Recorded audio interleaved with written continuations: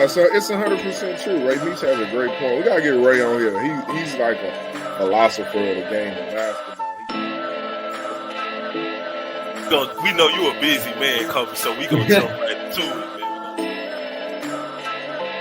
man. Now it's about making sure that I'm sick and sick with it, vision and lift it.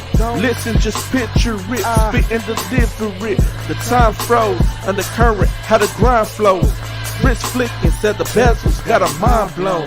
You know how to drop beat, everything slow. You know how to drop beats, said anything goes.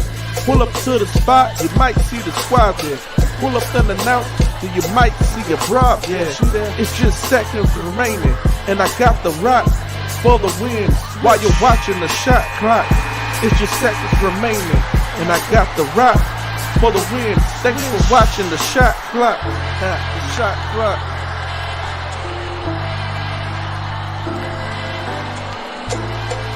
You catch the shot clock every Sunday from 7 p.m. to 9 p.m.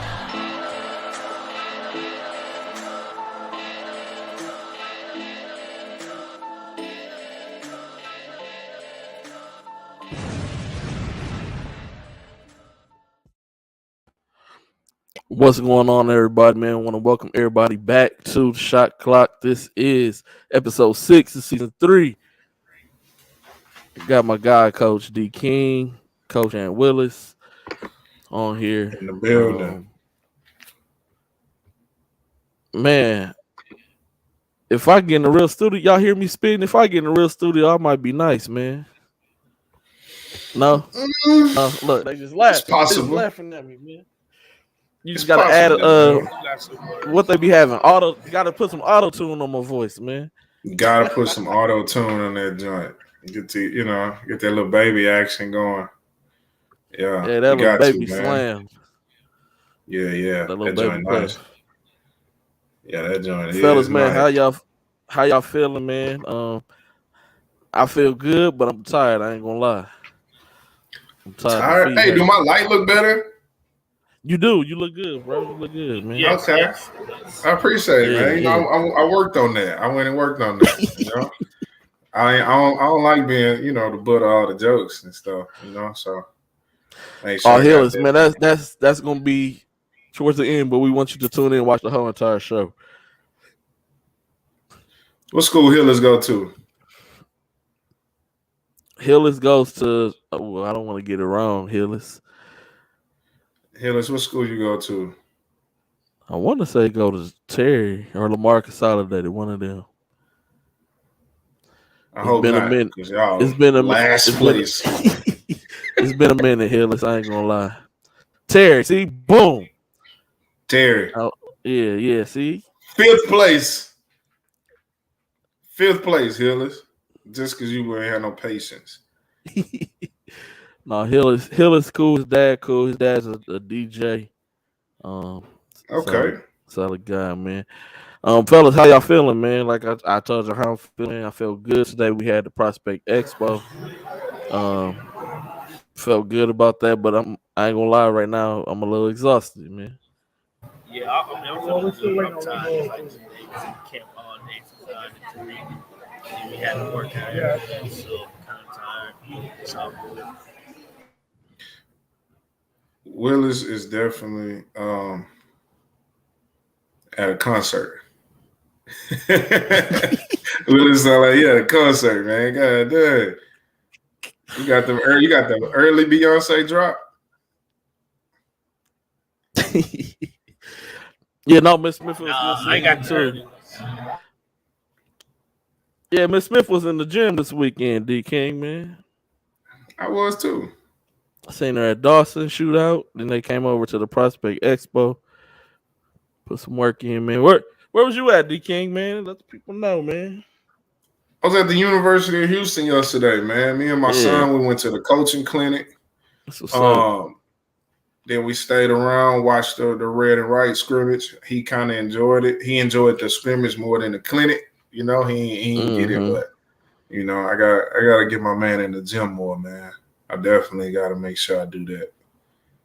he enjoyed himself though. It was a good time. I seen Willis. He thought I came in late. I just switched seats to sit by him because a bunch of the fans for the red and white game start coming in. They just all start saying, "I don't like people." I'm a little weird with that, but you could do the awkward people. The king could do that. I don't know, man. No offense to anybody. I just couldn't do it. I couldn't do it. Mr. Tamika, it's all right. It's gonna be another one. So we definitely gonna make sure we get him in there. Definitely gonna make sure we get him in there. So is there any nuggets that you can give from the U of H camp for people who may not have went and don't understand the whole point? I mean, Coach's Clinic, for people who may not understand, the importance sometimes of Coach's Clinics. So I think the main focus of a coaching clinic is basically like to share, right? I think here in our city we don't really share too much, like coaching wise. Dudes don't really share a lot, especially in the summer basketball scene. Don't really share a lot. A lot of the local high school coaches, they go to TABC and different stuff like that. So they learn from each other and different speakers and stuff. So the advantage of going to a coaching clinic, especially going to a coaching clinic held by a Power 5 school, is you get to see and hear and ask questions of a very, very Hall of Fame coach. You get to talk. He talks about the X's and O's, what they do, what makes them successful. How they guard ball screen coverages and their practice routine. Their daily stuff. Just things that he believes in and that he emphasizes. That has made them successful. He also took questions from the audience. Right. This is like. Coach Sampson's like, however long he's been there, he's had a coaching clinic. I went to the very first one. I tried to go every year. I think I maybe have missed two of them so far since he's been there. But he has some of his players on the court. He goes through yesterday he went through a lot of defensive stuff, not a lot of offensive stuff, because, if you watch U of H basketball, and like Kelly talked about last week on our interview, if you didn't watch it, go back and watch it. We should definitely have like 1,500 views on that thing right now. We definitely should. Oh, I got an idea for you about that too, G-Day. I was supposed to hit you earlier, but I fell asleep. All right. But yeah, so it was really good. Like you get to you gain knowledge from a high level basketball coach who's been at the NBA level, college level, low major, high major, like he's been around and he's had success. So it was definitely really good. Every time Big Coach Sampson, Chief, Chief, what his son called it. Every time Chief talk, man, you kind of feel like you learn something, you pick up something. Like he has that like uncle, like the old wise man type feel, when he's speaking, and it's like 100% honest. He don't really sugarcoat much stuff. And it was really good. Some coaches from around asked some really good questions. I know some coaches traveled in for it. I seen the coach from Dallas Madison. Wasn't it Dallas Madison, AG? I think it was Dallas Madison or Sam Houston, maybe one of them. I think it was Dallas Madison. I want to say he was there. And that's a state championship coach. He's won multiple state championships, and so he was able to get there. But I think the best part is like the networking. Everybody get to talk. You get to see dudes you haven't seen in a while. Some of the guys I haven't seen since the summer. Some high school coaches. So it's a really good thing. It's a huge benefit of it.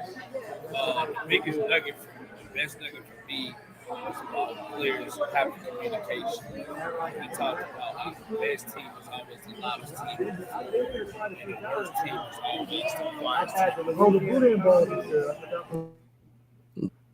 All I heard was the Boudin balls. The Boudin balls is good. That's what I heard. So you gotta hit none I just said. I heard you talk about the best team is the loudest team, but you can't. It's hard to pick up. It's a lot of outside noise.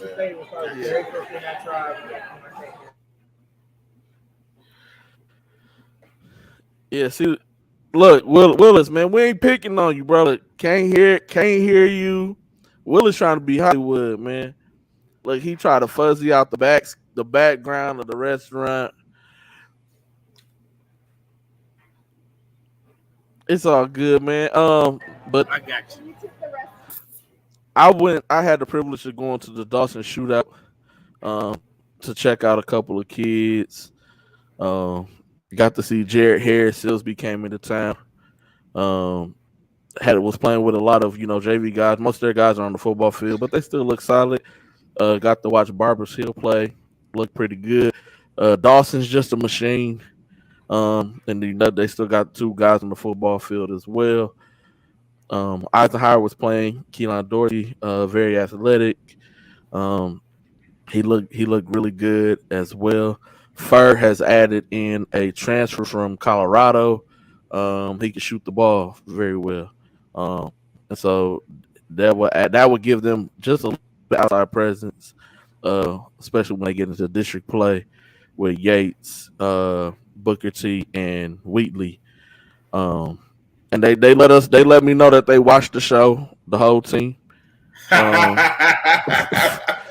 and they saw that we picked them to finish fourth because they said they definitely beaten Yates twice this year. Mm. So it's gonna be interesting to see. We appreciate everybody who does tune in on a weekly, who catches the show. When I started sharing those pics on the Twitter side, a lot of people start going back and watching the show as well. So I have to take the initiative to do better into sharing more information from the show. Like post show stuff, like a clip of Coach Sampson here and there. Clips of this, clips of that, just to keep running the numbers up, make people go back and rewatch and rewatch and rewatch. Also, with that being said, if y'all have a business or know somebody with a business and you want to put a commercial ad to run on the show, please get with one of us. They will get with me, Yes. and we will get that running for you because the numbers that I gave y'all was from last season 2, with the over 1,000 impressions per show. This time so far we've been doing double that. So sometimes more than that. So get those ads in. That's a lot of people watching your ads. That could generate some business. We can't guarantee it will, but it definitely can generate some business for you and for your company, for your business. Before we get into our segment with the King Crown, anything else that y'all want to share from this weekend? And we'll talk about Prospect Expo later as well. Why y'all acting like y'all don't know what's what Rob? I'm gonna wait till Rob get on here before I act up. But I'm I'm gonna wait on Rob. I went to the Dawson shootout. I talked about the kids that I seen, the games that I watched. And so you talked about the U of H coaches clinic. I just was asking if there's anything. I don't know if you went to the Sam Houston coach clinic. Did you go? No, I didn't, but I watched them Jets today, boy. Yes, sir. Yeah. I watched it. Hey, yeah, I don't know why y'all trying to. Come on, man. I'm gonna give it up. I'm gonna give it up, man. The Jets they've been balling these last 2 games. I told you. I said, yo, we had a draft. We picked up a real running back. We picked up the best defensive player in the draft. We picked up probably the best wide receiver. He was quiet today. Our quarterback isn't trash, right? He's average. He's not nothing to write home about. Man, we don't know. Man, y'all better start listening to me.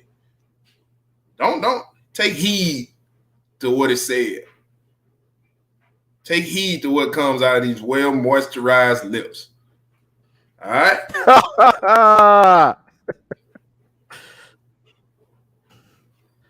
Gotta pay attention, man. Yeah, man. Come on, man. I'm just real. What? 4-2? Rob said we weren't gonna win 3 games, man. I can't wait till Rob get his graded from Fred Sanford looking ass on. Boy, I can't wait till he get in here. Texas won 200. You did. Oh, come on, man. You just had to You just had to throw it in there, didn't you? Damn right. Top 25 Texas. We definitely won. Hook 'em, DJ. Hook 'em, baby. Yeah. Oh Lord. Yeah. Throw it up, baby. Throw it Hey, up here. coming up. Yeah. Throw it up, baby. Yeah. We out Yeah, here. We that's my out here, guy. baby. Only because that's my guy. I love to get. Before we Yeah. hit this. Yeah. But Yeah. hey, coming up next, we got the King No Crown.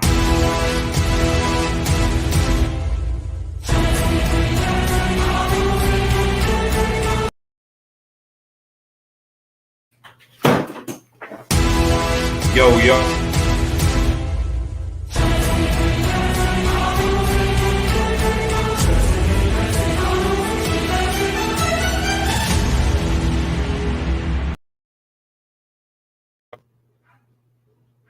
Yo, whoa, yo. It is me, D King.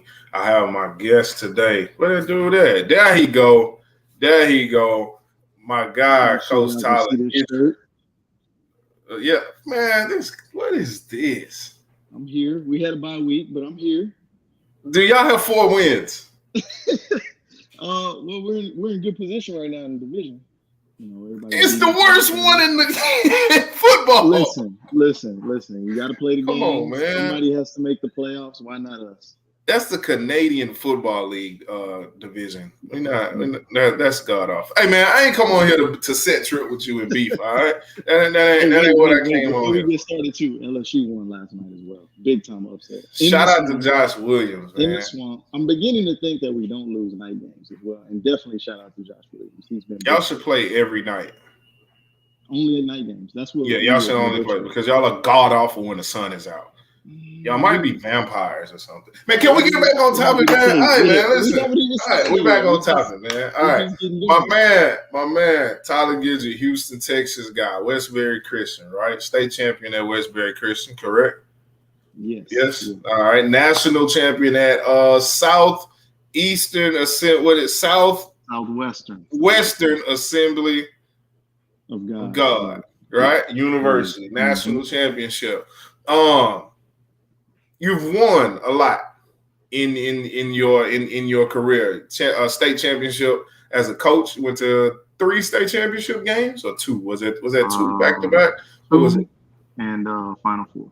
And 2 in the Final Four, right? That's a lot of winning. What have you taken from winning as a player, right, in high school, winning as a player in college, into winning as a coach? That's a really good question. I think it boils down to 2 things. The first thing is believing and trusting the work. I just truly believe hard work is undefeated. You know, every day you get in the gym, you do the work. You know, you put in the time, you put in the reps, and you see the fruits of your labor. And then the second thing I think is it goes with the work that you put in, but most importantly is building good habits. And by building good habits, you know, if you do the same old boring numbers every day and you consistently do things the right way, I think those 2 things are just a byproduct of eventually, you know, you're going to break through the wall and be able to give yourself an opportunity to win. So what at the high school level, right? Because you coached at Westbury Christian, 4A private school at the time, right? Westbury Christian has a long history of winning, right? And you didn't have many Division I players there, right? As opposed to Westbury Christian in the past. What did it take? What were some of the things, like, as a coach, that you had to put in those players who weren't the most talented, right? But they were good. You had really good teams. What were some of the things you put in place for those guys that you took from being a player to being a coach at Westbury Christian? Okay. Well, I think I really, you know, from day one, I tried to build on the foundation that was already established. Being a former player there and an alumni, you know, I had the access and the connections to the people that I needed to kind of jumpstart the program or give it a quick, you know, shot to get us going in year 1. And then from there, you know, it just kind of built upon itself. You know, like I said, I talked about the habits and doing things the right way. You know, we started sacrificing a little bit to a certain extent and waking up early in the morning during the fall and having 0 period. And we would get guys up to the gym and they would shoot, and you know, we do whatever we called it breakfast club for us. And those guys would get up early and they would shoot, and they would do the extra work. And then they would come in the evenings and they would be in the weight room and, just dedicating yourself to the right things and, wanting to be about the right things. It really helped us to kind of go in the right direction. The program was already established. That's 20 years of Division I players. I think that stat still holds true to this day. I think of the last 25 years since 2000, Westbury Christian has sent more kids Division I than any other school in the city of Houston. And so it's just one of those things where I just had the opportunity to build on something that was already prepared, and so I wanted to continue bringing that thing into the forefront and continue to, build program notoriety and getting that name out there. So, we got those kids to buy into that. And really, one of our assistant coaches used to say, like, it's important, especially at a private school, for the parents and the players to partner with the program. And when they did that, they found success. We did have a few kids that transferred and decided that, the program wasn't right for them. But I think that was simply because they weren't ready to partner wholeheartedly with us as a program and what we believed in. But the ones that did, they saw success. There's plenty of stories that we could obviously reach back to, the Chris Felixes and the Keelan Farouk, who now has a scholarship at TSU after walking on, the Devin in a business in AI. There's so many of them that they partnered with the school. They worked their butts off and they got opportunity. And when opportunity was presented, they were prepared because they did the work that was needed. Yeah. Well, speaking of opportunity that was presented, right? You stepped away from being a head coach at Westbury Christian, right? And now you are in a position which is called a special assistant to the head coach, right? Correct. That's a position that was created for you. That's a position that every school doesn't have. What were some of the reasons why you were the guy that some of the reasons you feel like why you were the guy that was chosen for that position, and what do you bring to that position, and hold on, let me slow down. What does that position imply? Well, first of all, the position, like you said, is a creative position that our AD and our head coach, Coach Fig, were really thinking outside the box with this position. They wanted it to have the freedoms of being able to be close with our players, around the guys and being able to connect with them. But at the same time, being somebody that can, the coach can lean on for a number of different things, right? Whether that's miscellaneous, whether that's film, whether that's, working directly. He and I work directly on offense together. Whatever that may be, I kind of just fill in the gaps and do a good job of trying to, pick up where he leaves off, or if there's anything that I can do to help or make his life easier. That's kind of where I fill in. And so it's a visionary position. You kind of day by day, the job changes. But at the end of the day, you still got to be good with the guys and connect with them and make sure that, the program is running in the right way. Yeah. So I left off that you were an assistant coach at Wiley College, right? For 2 years or 1? I was at Wiley for 1. I was with St. Thomas for 2. St. Thomas for 2. So University of St. Thomas, Wiley. Now you're at UT Rio Grande. Those are 3 schools, 3 different levels, right? Or 3 different levels. What is the difference between each level as a coach? From day one at UTRGV has been just the pace and the level of athleticism at this level is just completely different. And it stood out from the first day I got there. I came in the summer, it was like July. I think I started July 27th, something like that. And they had been going since June. And just from day one, you could just see guys are flying around, playing extremely fast. It's just a different pace that's expected. You know what I mean? And even for me as a coach to be able to watch it, dissect it as it's happening, sometimes you just miss things. And you see guys, they come over to you and they ask, yo, coach, did I do this, this, and this? And it's like, you didn't even see it. I don't remember. But the thing about it is I never tell guys, I'm quick to tell them, I'll watch it on film and get back to you. You know what I mean? You never want to lie to a guy and tell him like, yeah, you were doing that or you weren't. You know, you just want to, hey, look, I'm quick to say I don't know. I'll watch the film after practice and I will let you know. You know, we can discuss it. So there's a difference in pace, right? Is the difference based off the ability of the player? Is it the players? Is it because the players are better, or is it just because that is the pace to be good at that level? I think it may be a combination of both. So like for instance, right? If the point guard at Wiley was inserted into that position at UTRGV right now, right? Would he be able to, you know, do you feel like that guy, not that guy personally per se, but you know, do you feel like that player is able to compete and contribute at that level?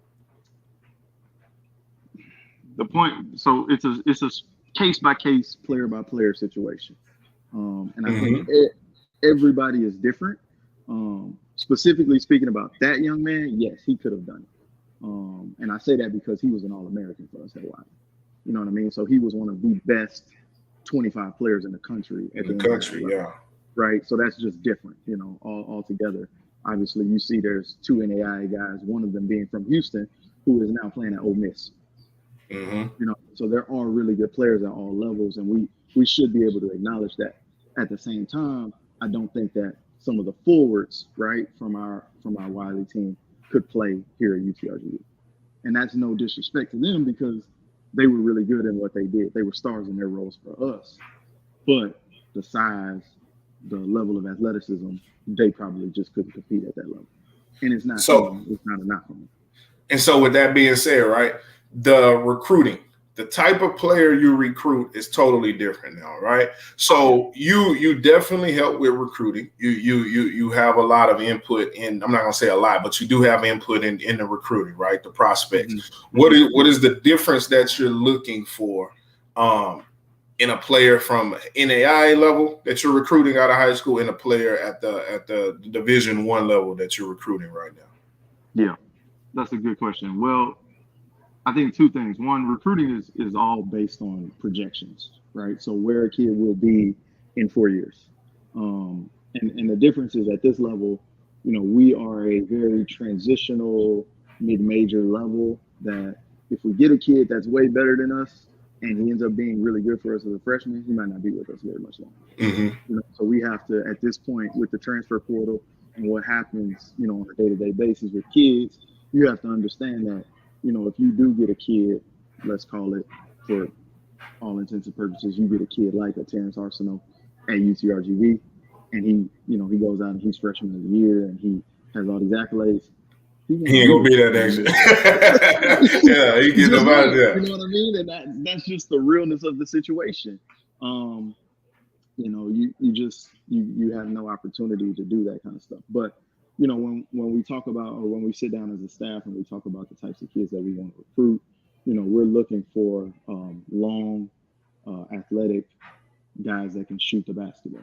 That's, you know, the first 3 things that our Coach Fig says that he wants to bring to the table.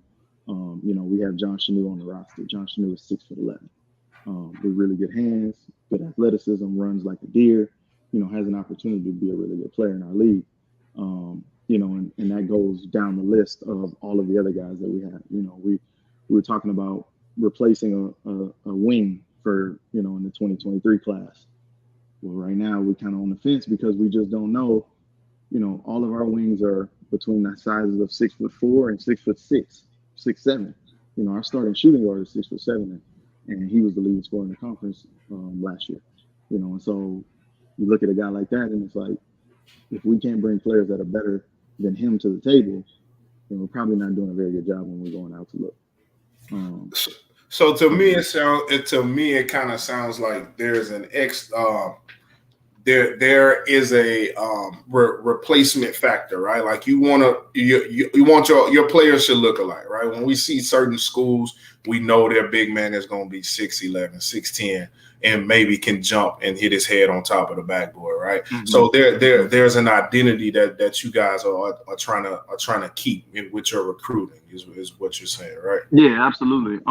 You know, the funniest thing is that as coaches, you know, stick around in this business and they do it from year to year. I've heard coaches say this, especially at this level.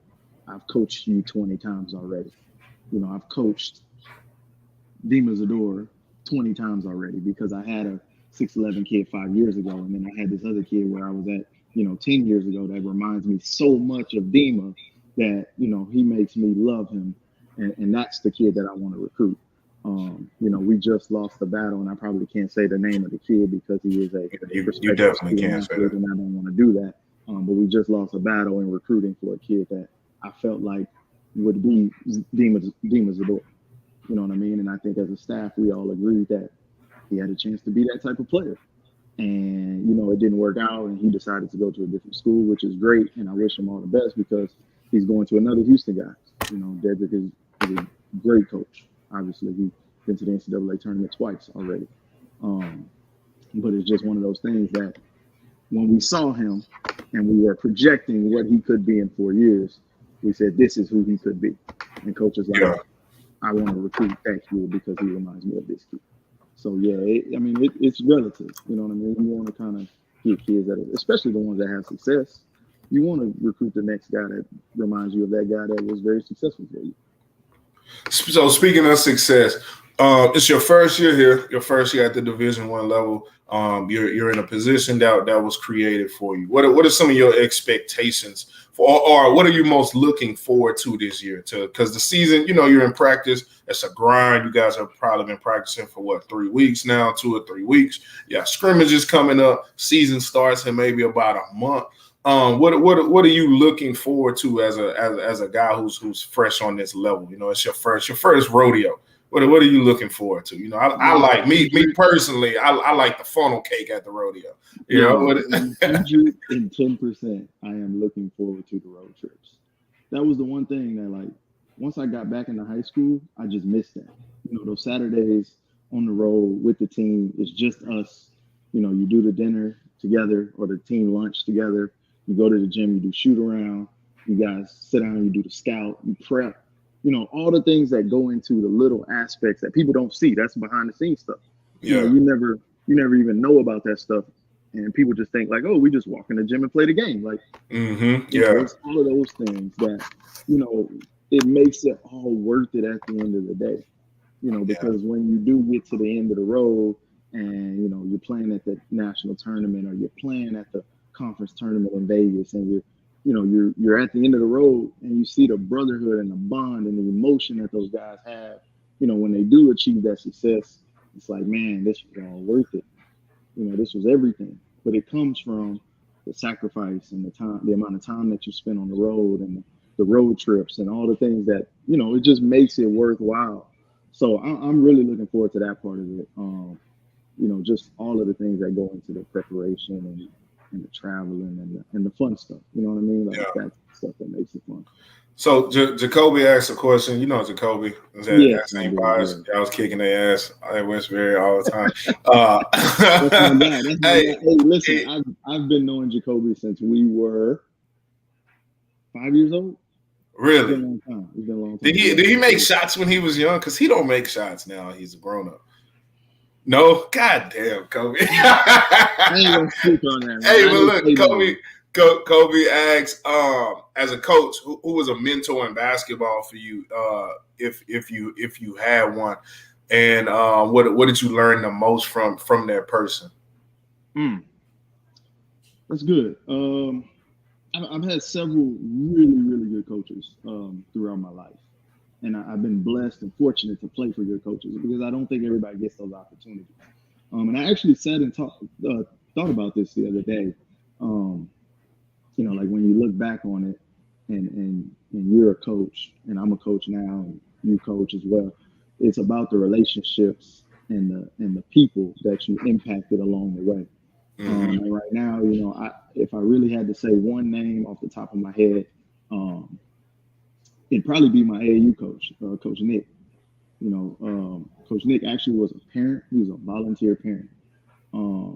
But the amount of confidence that this dude instilled in the kids that were around us, we played at Texas Phenom, and there was guys like Jarvis Kraft and Trey Dickerson who played at Yates, and myself, AJ Jones, and others. Mike Felton who played at Straight Jesuit and went to Army. We weren't anywhere near considered to be the best guys, city, country, whatever, But I mean, that dude really had us believing that we could compete with anybody, and now when I see him, obviously I'm a lot older now and I've grown up. And that was when I was 15 and 16 years old. And now when I see him, it's love. It's like, Coach Nick, man, what's up? It's good to see you. And it's always a good conversation. There's always some insight. It's always, hey man, can I pray for you? Is everything going on, in your life going well? And it's like that right there is the impact and the relationship that you want to have with your players and the type of relationship and mentorship that you want to be about.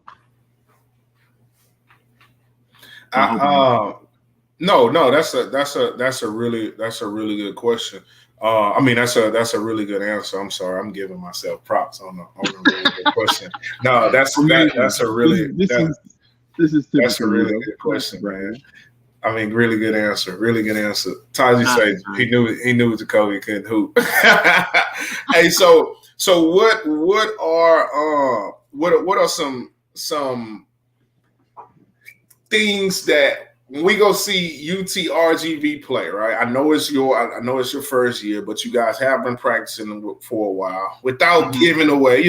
Well, everybody got film, and so it don't really matter, right? It doesn't matter. No, it doesn't really matter. Everybody know what you do. What are some things we can? Because in Houston, we don't see UTRGV on TV. Right, we don't see them play here too much. I don't think they travel up here.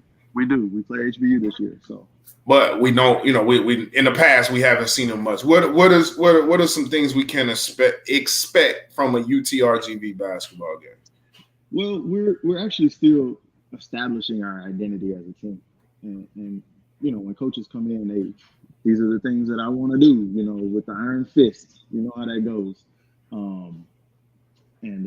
I was a lot like that, when we played you guys, you remember, but we are a team that will play fast. We will get up and down and we will control pace and tempo with our offense for sure. Make miss or draw. Our guys are expected to run. Our guys are expected to get up and down the floor and play fast. And then, we run really, really good secondary action. I really like the way we get into our drag stuff, what we try to do out of our drag stuff and with our post-ups. And then from there, we get to the elbow screens and play out of those things as well. And so, offensively, I think fast would be the way that I would describe us. We've done a really good job recruiting a lot of athletic wings that can get up and down and play downhill. And so it complements, our size with our 6'10", 6'11" guys that can post up and do a good job down low as well. Defensively, we really, really do a good job of picking up inside of the 25-foot line. We're not going to be out ball pressuring and denying. We're really going to pack it in and do a good job of being an assignment to assignment based defense. So if that means, we try to stay out of rotation is basically, what our goal is. Keep the ball in front of you. Don't give up the middle of the floor. Try our best to stay away from giving up, middle drives and things like that. And then from there, guys have to know what their assignment is, whether that be if I'm trapping the box and I have to help the helper by cracking up on his man or rotating out and scrambling and different things like that. But like I said, we are assignment to assignment based defense. Okay. Hey, my last question for you, because we gotta go. Willis got to get into his interview. What are some things a high school player can do that gets recruited by you, right? High school player signs to UTRGV. High school player wants to go there. What are some things he can do to contribute to that team as a freshman? Play hard. I mean, that right there is the number one answer to everything. It will solve all problems at any level. There's no, no stoppage of that. Like if a kid plays hard, a coach will, either tell them, hey, look, I can allow you to make mistakes by playing hard, or I have to beg you to play hard. You know what I mean? And no coach wants to have to rev up a kid's motor and get him to play harder. Like nobody's trying to do that. You know, so the first thing is just play hard. The second thing is study and learn every concept and get an understanding of everything that you can. It's like having the answers to the test and not studying them at all. Just completely unacceptable. So if you don't know the plays, you don't know your assignments on defense, you don't know your rotations, you don't know what you're doing offensively or what your job description is, you won't give yourself a chance. You won't see the sunshine.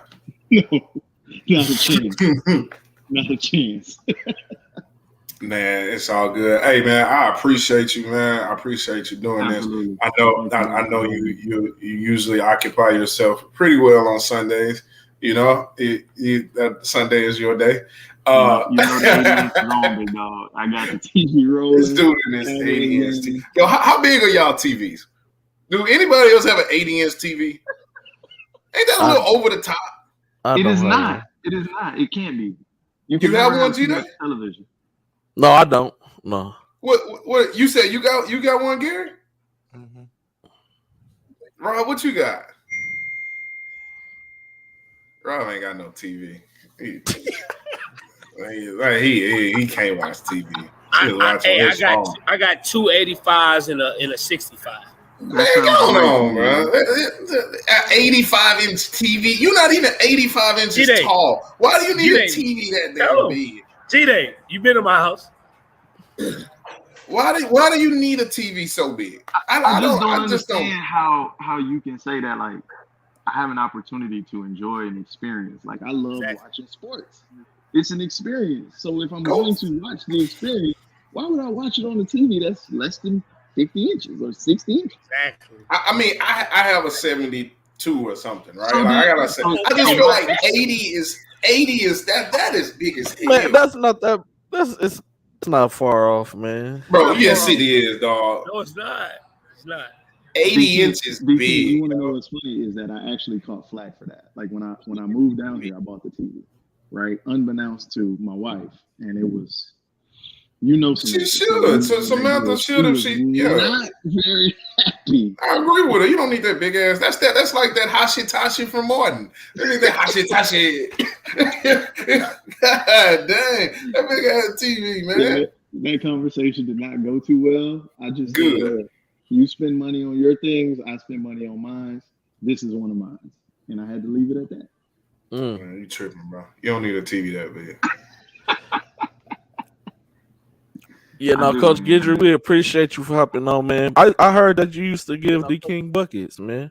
Stop, man! Don't do that, bro. Hell no. G-Day. The open run at Westbury Christian were like timeless. Hey, I give Guidry, like, he is shape. He be hitting shots. He is in shape. He's a low budget Mike Conley. He's a low budget Mike Conley, bro.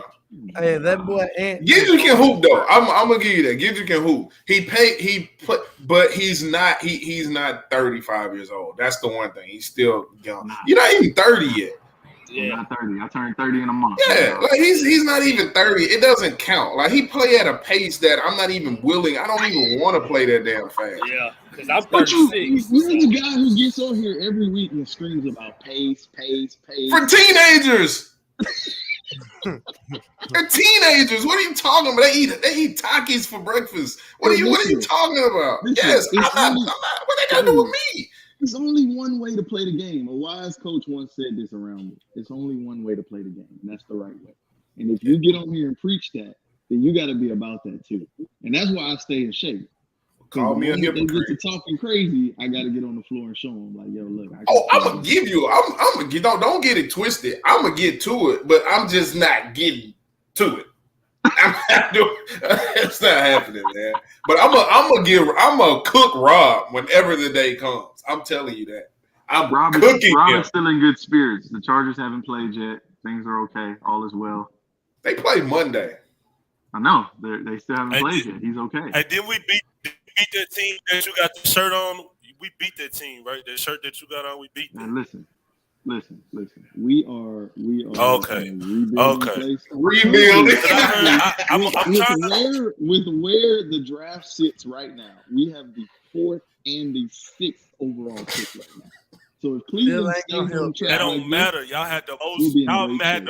Y'all Still have ain't had the gonna help most y'all. number 1 picks in the last 12 years, and do not have any of them on your current roster. It still None don't of help them. They y'all. had Listen, two. man. You don't have We one had of them. a guy who we allowed to run the ship that literally decided that he was going to tank the ship on his own. He just went rogue. Like, it was crazy. And now he's single-handedly doing the exact same Dante thing Robinson. to Alabama. Sent the left tackle JJ away Watt, for pennies. He Deshaun did trade Watson, away everything good. Jeremy Tunsil. Everything. Then he for no gave reason. then he gave the big smoker a stupid contract. It didn't make sense. He done probably bought a bunch of pounds. I know he keep them. I know he keep pounds on him, man. Hey, it's Dave crazy. time. I know right he now. Kobe, do. I keep it on Dave me. time.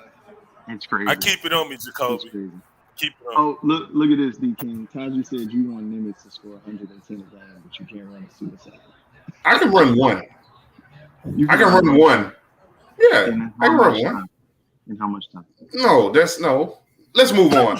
Tyler Guidry, hey man, I appreciate you coming on, my boy. Hey, that's my dog. I appreciate you, man. I appreciate you guys having me. It was great. Yes, The sir. show was awesome. I enjoy watching. Thank you. everything. Appreciate it. Keep up the good work. Anytime you want to Yes, hop sir. on and give D King a hard time, just let know, Coach Guidry, man. Oh, I live for that. You just let me know, G. I'll be available. I'll make myself available for that. All righty. Okay. Come on, I'll holler man. at you guys. I appreciate you. All right, bro. All right. All right, bro. Have a good one. That was Coach Guidry. We appreciate it. D King did a great job with his questions as normal. Good job, man. We got what you talking about, Willis, coming up next. Said Willis done went to the ranch. Went from the restaurant to the ranch, bro. I hope it ain't the bunny one. Bro, come on, I dog. hope that. Don't Lamar Odom it, dog. Come on, man. Hey, you showed your age on that one though, because real Facts. ones know what you talking about too. Like, Bro, that's where Lamar Odom was at. He was Everybody know that. Yeah. for a long time. All right. What you talking about, Willis, coming up next, man? Him! What are you talking about? What are you talking about, Willis? What's good, Warrior? I know it's Coach Anthony Willis, man. Today, man, I got a close friend guy I've been knowing for a while. Even when he played ball, now he's coaching. I got my guy, Coach McLean. All right, so look, Mikhail, hit the camera button at the bottom. It should say like mute, stock cam, settings, like hit that part. Up for whatever reason. You see it where it say stop cam at? Yeah. I've hit that multiple times, Mike. It's just not showing. It's now I don't have a camera connected. I'm on a laptop, MacBook. You know what I'm saying? Okay, so you don't got a camera on your MacBook? Yeah, I got it. MacBook. Oh. Yeah, I got it. So like it should, once you hit that, it should show up. Nah, bro. Hold on.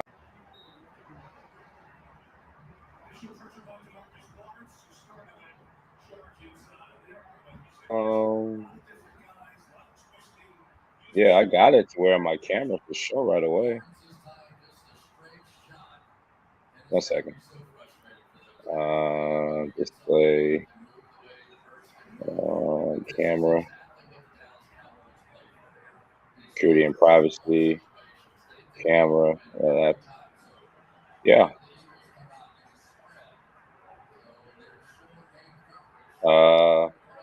Yeah, bro. I got my stuff to where my camera shows.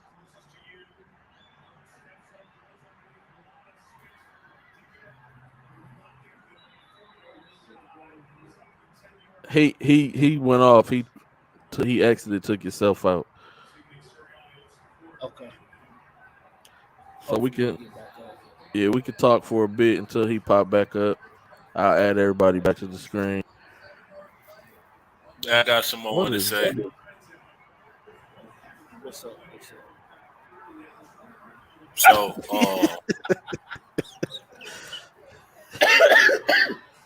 Hold on. All right. Hold I on. knew Rob, you hold that. show up. Hold that. We got Coach McHale's back here in full effect now. They said Willis in the City Trends parking lot doing the interview. All right, Watch out. we're gonna get back to it, man. We're gonna get back to it, Hey, man. that boy Willis in Prospect Park. Yeah. Mikhail, you know where he's at. You know where he at, Coach. Hey, that's You know the where he old at. days. Them old days, baby. Hey, I'm married, man. I can't do I them hear days no more, man. I hear you, dog. What's the word, good, bro? my guy, man? You know, man. How you been, my guy? Man, I'm good, bro. I appreciate you having me, dog. I'm sorry about the technical difficulties earlier. No problem, man. I mean, let's get to know Coach McHale. So, a lot of people, I don't know if they know, you're from the Bahamas. Right. You know what I'm saying? You know, Right. you came to Houston, played at U of H. You actually played at U of H, things like that. Tell me a little bit about that experience coming from the Bahamas, because when you came, did you go to high school here or you came straight over? No, so I moved here 8th grade summer going into the 9th grade. Played with Houston Elite when I moved here. Went to Westbury Christian. Me and Coach Coach Tyler were teammates at Westbury Christian my first year there. Gotcha. Okay. Then went to Second Baptist my next 3, so we became rivals. Unfortunately, we never beat them at state. They had our number, so I'll give them credit. And then from high school, I went to U of H, and I went there for 5 years. Got it. So who was your coach at Second Baptist? My coach at Second Baptist was Roger Colemansberger, who's now at Cinco Ranch, and then David Canfield for the 2 years before that. Gotcha. Okay. Mm-hmm. So, like, what type of experience coming from the Bahamas over here? Because, you know, I've been over there, seen the basketball, Right. a lot of athletes. There's been a lot of kids who came from the Bahamas. Chick went to U of H as well. A couple kids went to Luther North, things like that. How was that whole experience and everything? Is there a difference of the game in the Bahamas than here in Houston, like in the States? Oh, hell yeah, bro. I mean, shoot, we don't got no indoor courts. We now have 2 more indoor courts. And I don't know, bro. Like, it's like track and field is the #1 sport in the Bahamas, and soccer. So I was playing soccer until I was 13. I went from 5'7" to 6'3" from my 7th grade going into the 8th grade. And they was like, yo, you too big to be playing forward. You need to start hooping. So once I started playing basketball, bro, I came over here, and I mean, I never played organized ball. I struggled. And it took me about 1.5 years to kind of adjust to the speed and the physicality of the game in the States. But, I was grinding. I was in the gym every day. Once I kind of figured it out, the sky was the limit from there, bro. Got you. Okay. So you went to Westbury Christian and you went to Second Baptist. So, that's private schools, TAPS. I used to coach at Concordia and I coached at Second Baptist. You know, how was that experience, being in the private school spectrum? Because, Westbury was tough back then. You know what I'm saying? A lot of guys don't know Justin Winslow went to St. John's. That's a private school. There was hoopers. No doubt. Private school back in the day, really. So how was that, back then compared to now? When you've seen some private school games and the levels of talent. What was the difference? Bro. I mean, where do I start? I mean, when my state championship, my senior year, we played Westbury at state. The game before that, we played Grace Prep, Isaiah Austin, Jamal Branch, Emmanuel Moutier, and like 6 other Division I guys were all on that team. And that's who we played before we went to state to play against Westbury Christian. We didn't play Julius Randle. Prestonwood had Julius Randle, Mickey Mitchell. All of those teams, private schools was loaded then, bro. And like, to answer your first question, Westbury Christian was the closest thing to a public school I went to in private school because, Brothers was over there. So, we was over there, was competitive, kind of got the same vibe. And Second Baptist was a complete shift. It was like Will Smith when he went to Bel Air. You know what I'm saying? Like, I'm one of 7 black kids there. And, they all treated me with respect, but it was different. I'd never been around that many white people in my life, so I stopped. People always laugh, be like, yo, you from the Bahamas? I don't hear your accent. Shoot, I went to Second Baptist. They couldn't understand nothing I was saying, so I had to repeat myself over and over. But the thing is, if I'm talking to one of my Bahamian people, I could turn it on like that. But you know what? I just learned to be a little bit more professional when it comes to that, so.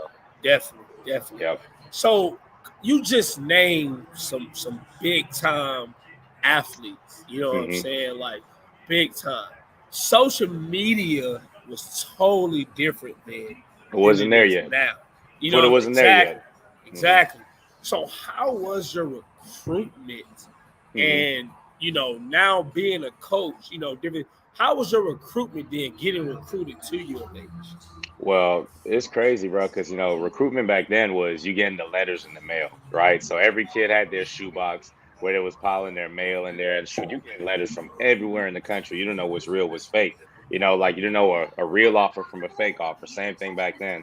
And I was getting recruited by a lot of schools. I was committed to Rutgers as a sophomore in high school. I went on a visit up there. On my visit up there, Kyle Anderson, Andre Drummond, um, and three other kids, and they're still in the NBA right now. And I'm on a visit up there with all of those dudes. So I'm committed to Rutgers. It didn't end up working out the way I wanted to.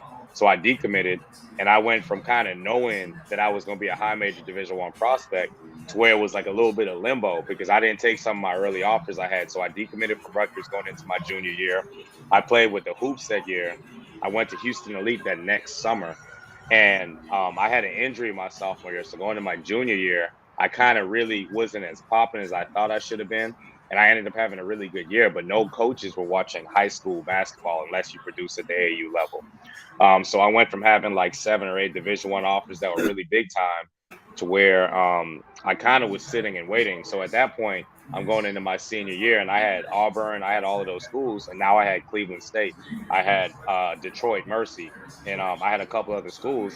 And now I kind of had to squash my ego and decide where am I going to go to where I get a chance to play. Fast forward a couple months, I'm going into April.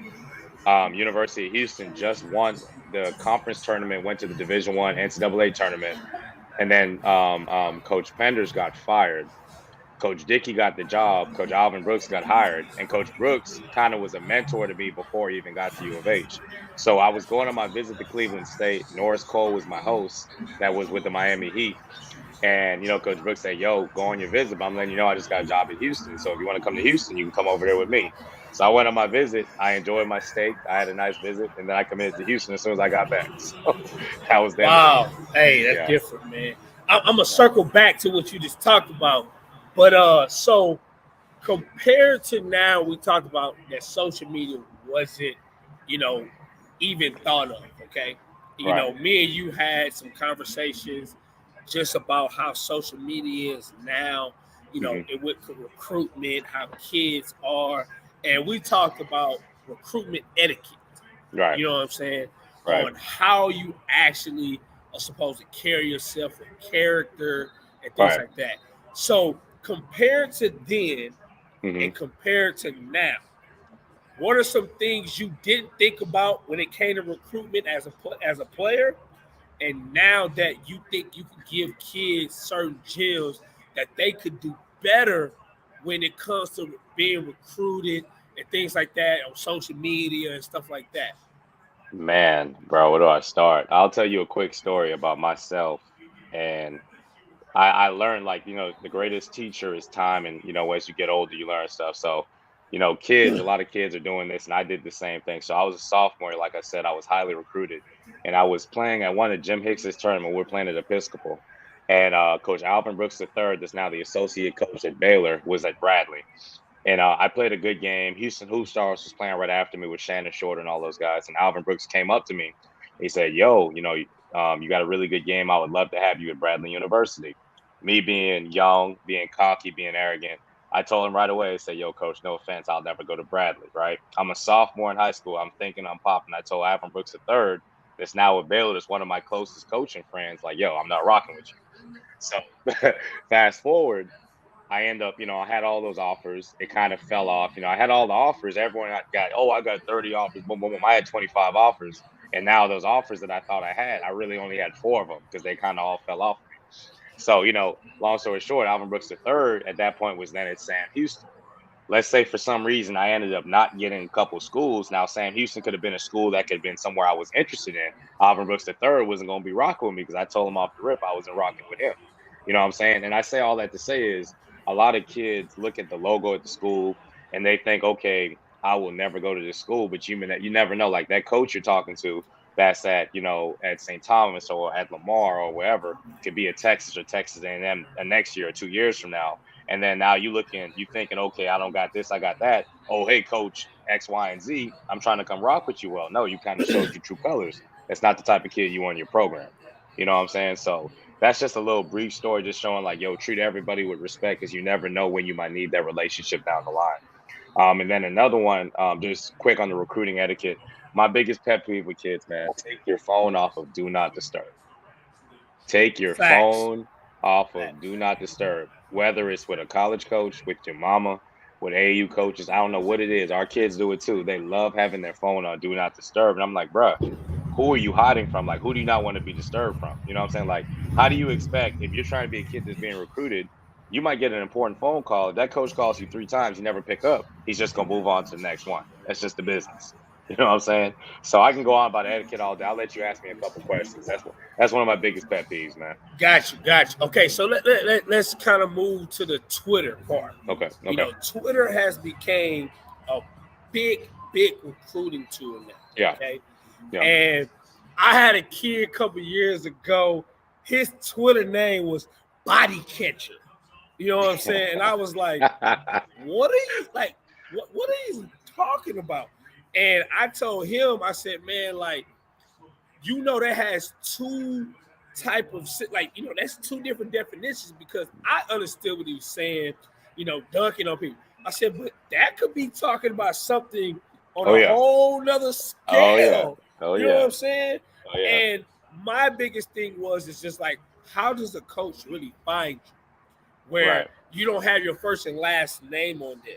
Mm-hmm. You know what I'm saying? Mm-hmm. To where I can look you up, as a scout, and I work for Boston on a scout service, I'll look up a kid and I can't even find them. And, I got to look this. So, like, how important is that? Like, because Twitter is very, very important now when it comes to recruiting, especially, until you're able to really talk to a kid or, things like that. It's very important. So, like, how is that for you? And, like, what is your pet peeves, or when it comes to Twitter, what is like some things with recruiting etiquette? So yeah, first thing first, you always want to have your first and last name. If you got a nickname, that's fine. You can throw that in there, but you want to have that, like, I don't really care. Like, if your name's Body Catcher, just have Anthony Willis as your Twitter profile name. Like, if you want to have whatever at name, that's cool. It really don't matter. With kids that don't have that, it is a little bit more difficult. But if you search Anthony Willis, even if you don't have your real name, I'll be able to find something that has Anthony Willis Concordia or Anthony Willis X, Y, and Z. So we figure it out, right? You know what I'm saying? Gotcha. And then, we got the Jim Hicks, DeMarcus Sloans, the Doug Jones is kind of always going to let us know, like, yo, this is the kid. They could send us the information if we can't find it. So we lean on those guys a lot. In terms of etiquette, one thing having clips is always good. There's never anything wrong with having clips. You never could have too many clips. You could never have too little clips. But you want to have some type of a retweet or something on your profile that's showing, okay, this is Anthony Willis, 6'2" point guard from Houston, Texas. Okay, like, I want to be able to see, okay, I might hear he's a good player. I need to be able to see maybe on your Twitter page that you got some clips, you making threes, you making plays. And like, some coaches got pet peeves where they're like, yo, I don't only want to see makes, I want to see misses. I really don't think that matters, right? Like, we're trying to see, okay, this kid got a little bit of game. Now I'm going to come and watch a high school practice. Now I'm going to come and watch an AAU game. Like, you don't really got to have all that in your Twitter, but, you got to have something showing. It's a resume, right? Same thing if you're applying for a job as a bartender, as a coach, or whatever. You got to have something in your resume that's showing, okay, I worked at this spot before I worked here. So you want to have all that information there. It's always good. Some kids do it, some kids don't. If you have your phone number on your profile, it's not a bad thing. I don't really advise it because it's a lot of creeps out there. You don't want too many people having access to that information. And we always find a way to get that phone number, whether that's a DM or whatever. Like, we're going to figure that part out. Having your GPA is good to have in there. That's good because that kind of answers a question. If you have any test scores, that's good to have that in there. And a kid, this isn't Twitter etiquette, but for all kids that want to get recruited, at some point when you're a junior or senior, you're going to take visits. You cannot step foot on a campus until you have an NCAA eligibility number. That's the NCAA clearinghouse. So any coaches, AAU coaches, make sure your kids get an NCAA eligibility number. It's about $65. You cannot get into any school, whether it's Division I, until you have an eligibility number. So that's important. So that's just a couple things to answer your question. Gotcha. Yep. Definitely. So, let's get on the film part. Like, you see a lot of highlights with the music and all that, Oh, and Lord. we have this little talk all the time. If maybe not you so much because I know you're still young and things like Right. that, but like, does the proper song with cursing or not, does that matter, or do y'all just mute it? Nah, honestly, fam, if I'm being real, we don't listen to all that. Like some Gotcha. old school coaches or some younger coaches, some schools that's at Christian universities, like they don't want that, to be representation of the type of kids they're going after. If you could hoop, you could hoop, bro. If you got music Gotcha. with cussing on it, that's cool. If not, if you got Christian music, that's cool. I'm a muted anyway. You know what I'm saying? So it Gotcha. really don't matter. But some coaches do value that though. So more or less, I don't care. Okay. Got you. Okay, so a couple things you talked about. So Coach Brooks, was it Coach Brooks? It was Coach Brooks who you work for now, who Yeah. recruited you at U of H, correct? Yes. And played Yes. for. Okay. So at U of H, you played, then you went to coaching. Okay. Mhm. Coach Sampson was the head coach there as you were coaching. He wasn't the head coach there when you played, correct? No, I played a year for him. Year 4. Okay. Yeah. So playing for a year for Coach Sampson, how was that? Like, I went to the clinic, because I got 2 questions for you. I got a question for playing for him and then working for him. Right. Like I went and watched the clinic, and Right. I've seen him. How he moves, everything. His son was on last week. He's very energetic. So Right. like, break down to me like playing for him and then also working and coaching for him. Oh, it's different. It's different. Where do I start? You're never gonna find nobody at any age that's more energetic and there's more every day than Kelvin Sampson. And I mean that from the bottom of my heart. Like every single day, whether it's his energy, whether it's his accountability, whether it's his mean streak, whatever you want to call it, he's the same dude every single day. And, I had never, I played for a great coach in James Dickey. He's a really good coach in the Big 12 too. But, my experience with Coach Kelvin Sampson kind of changed my approach as a man, right? Like, because like the way he held everybody accountable, from the players to the managers to the graduate assistants to the athletic staff to the administration to the athletic director, every single person, he held everybody to the same standard, and that was greatness, and when he came in on his press conference, we met with him for about an hour, and everything he's doing right now, he told us in 2014, 2013. He told us in 2015 when he got the job, right? So 2014, when he got the job, he told us that this is what I'm going to do. I'm going to build new facilities. We're going to make the NCAA tournament. We're going to do this, this, and this. And the culture was the first thing he talked about. And everywhere in that building you go, you're going to see the word culture, right? So everything that he's doing, he said that he was going to do.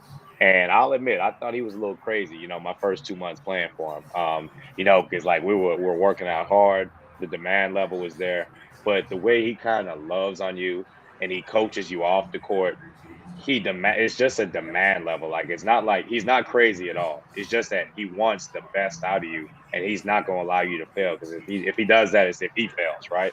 So that's just kind of my experience playing for him, and then coaching for him. It was the same thing. I got done playing my senior year. I broke my foot 3 times. I broke my foot. I broke my foot going into the season. I broke my foot in the summer, and I broke my foot again February 1st, right after we beat UConn. That just won the national championship. So I kind of was forced into coaching. I had no desire to coach. I'm not even gonna lie. I had no desire to coach early, but I was midway through my grad degree, and Coach Sampson said, "Yo, you're already here. You might as well just finish it up." So I came in, and my first 2 months in the job, I was a little bit lazier. I wasn't really into it because I just felt as though I was just doing it to finish school. And then he just kind of pulled me aside, like, "Yo, like you're wasting your time. Like you might as well just quit now, because you'll never be able to do this business, right?" And he made me start kind of like getting alongside Galen Robinson. He was a freshman. He said, "Yo, take this kid under your wing, mentor him, and you'll start to, you'll figure out what the real reason behind coaches. Every coach thinks it's the X's and O's. They think it's the wins and losses, but it's the relationships you build with those kids. And being able to have an impact on those kids' lives. And kind of as soon as that light bulb hit, that I was like, yo, it's really about the impact that every person that came before me had on me, what I do for those kids. That's when I fell in love with it. And then it didn't feel like a job anymore, you know? So, man, I really enjoy working for him. It was a great experience. It's made me a tremendous coach. Um, my energy has always been good, but my energy is on 1,000 now since I worked under him. And I'm really appreciative for everything he did for me. Hey man, I really like hearing that because I always talk about like purpose, and that's really why I started coaching relationships, kids, because I was kind of the same way. Started early coaching, 21 years old. Didn't really know why I did it, but really realized it was relationships. So let's get to the nitty gritty. You know what I'm saying? I think the interesting stuff. So you're at Lamar now, and you're working for Coach Brooks. Okay, so you're at U of H. You coached there, you played there. Now you're at Lamar. When you recruited kids that went to U of H, now you're recruiting kids for Lamar. How is that different now? Right now, Lamar, U of H is a Power 5. It's up there. Lamar, y'all was in the Southland, and then the WAC, they went back to Southland. So there's a difference between players. But I know y'all at Lamar, if y'all can get somebody that can fall to y'all that's like a U of H type caliber, that's a win. So recruitment from coach, recruiting for U of H and recruiting for Lamar, what's the difference, if there's any? What's really helped me, and that's a great question. What's really helped me is the fact that I've been at U of H for 5 years as a player, and then I was there from step one with Coach Sampson, just kind of watching him build his foundation, right? So a lot of people forget, like, Houston hasn't always been sexy, right? A lot of these kids, they see the Petita Center, they see the top 25, they see the Final Fours, Elite Eights, and all that stuff. But I was there back when it was Hoflein's Pavilion, where you only had 100 people in the arena, right? I was there when, before we had the sexy recruits that came in. Then I was also there before Coach Sampson was there when we had Daniel House, Chicken Nose, Tayshawn Thomas, Jonathan Sims, Joseph Young. Like, I was a part of all of those teams where it showed like, yo, you might not have all of the glitz and the glamour that everybody else has, but if you have great relationships, you can get a special kid that can kind of come and change your program. And that's kind of allowed me to realize that it takes time, right? I'm never going to lower my standard for the type of kid I go after, right? I'm never going to just think, okay, I'm at Lamar, I need to go to a kid that's Southland level. I'm always going to go for the kids that are better. I'm going to go for some kids that are at that level. And then I'm going to go for a couple of kids that I think are sleepers that can kind of grow and elevate our program with development to be what I think they could be. And so many coaches go after kids that are ready. Like, sometimes, like, if you can find a kid that has the work ethic, that has the great foundation from their family, that has the skill set and the talent, but it's kind of untapped talent because they didn't get to play on the big sneaker circuit, or they didn't get to play on the big high school team. You find a couple of those kids that are dogs. And now when you play in the NCAA tournament, people are like, yo, where'd you get this kid from? Like, yo, he was right in your backyard. You just never looked at him because he didn't have a star next to his name, right? So those are the type of kids, like, I'm going for the kids that are highly rated. I'm going for the kids that aren't as highly rated. And I'm really just going for the kids that fit my head coach. And at the end of the day, so many people kind of forget, like, it's not about how good a kid is. He has to fit your head coach. And if he doesn't fit Alvin Brooks, I don't want him. You know what I'm saying? Like, no matter how good I think he is, if he doesn't fit my boss, I'm not going to take him. I'm not going to even waste that family or that kid's time. So a lot of people look like, okay, like, why can't I get an offer from Lamar? Why would I give an offer if we're not going to take you, right? We're not going to take you unless we think you're ready to commit. Like, if we offer you, if you commit tomorrow, we're going to take you. We're not just throwing offers out there just to throw an offer out there. Like, we're not trying to be someone's first offer so that they can kind of elevate. Like, if I offer you first, I'm trying to build a relationship over the course of the next 2 to 3 years, next 2 to 3 months, that could be like, yo, like, I might have X, Y, and Z going after me, but this coach was solid. This university's on the way up. And I feel as though I can be the integral piece that can kind of elevate it, So we want kids that can help elevate our program. You muted, dog. My bad. Yeah, it makes a lot of sense, man. I really like to hear that. So y'all first year when you got there with Coach Brooks, y'all was in the WAC, right? Right. Correct. And now this year, y'all are back in the Southland where Lamar was, okay? Yes.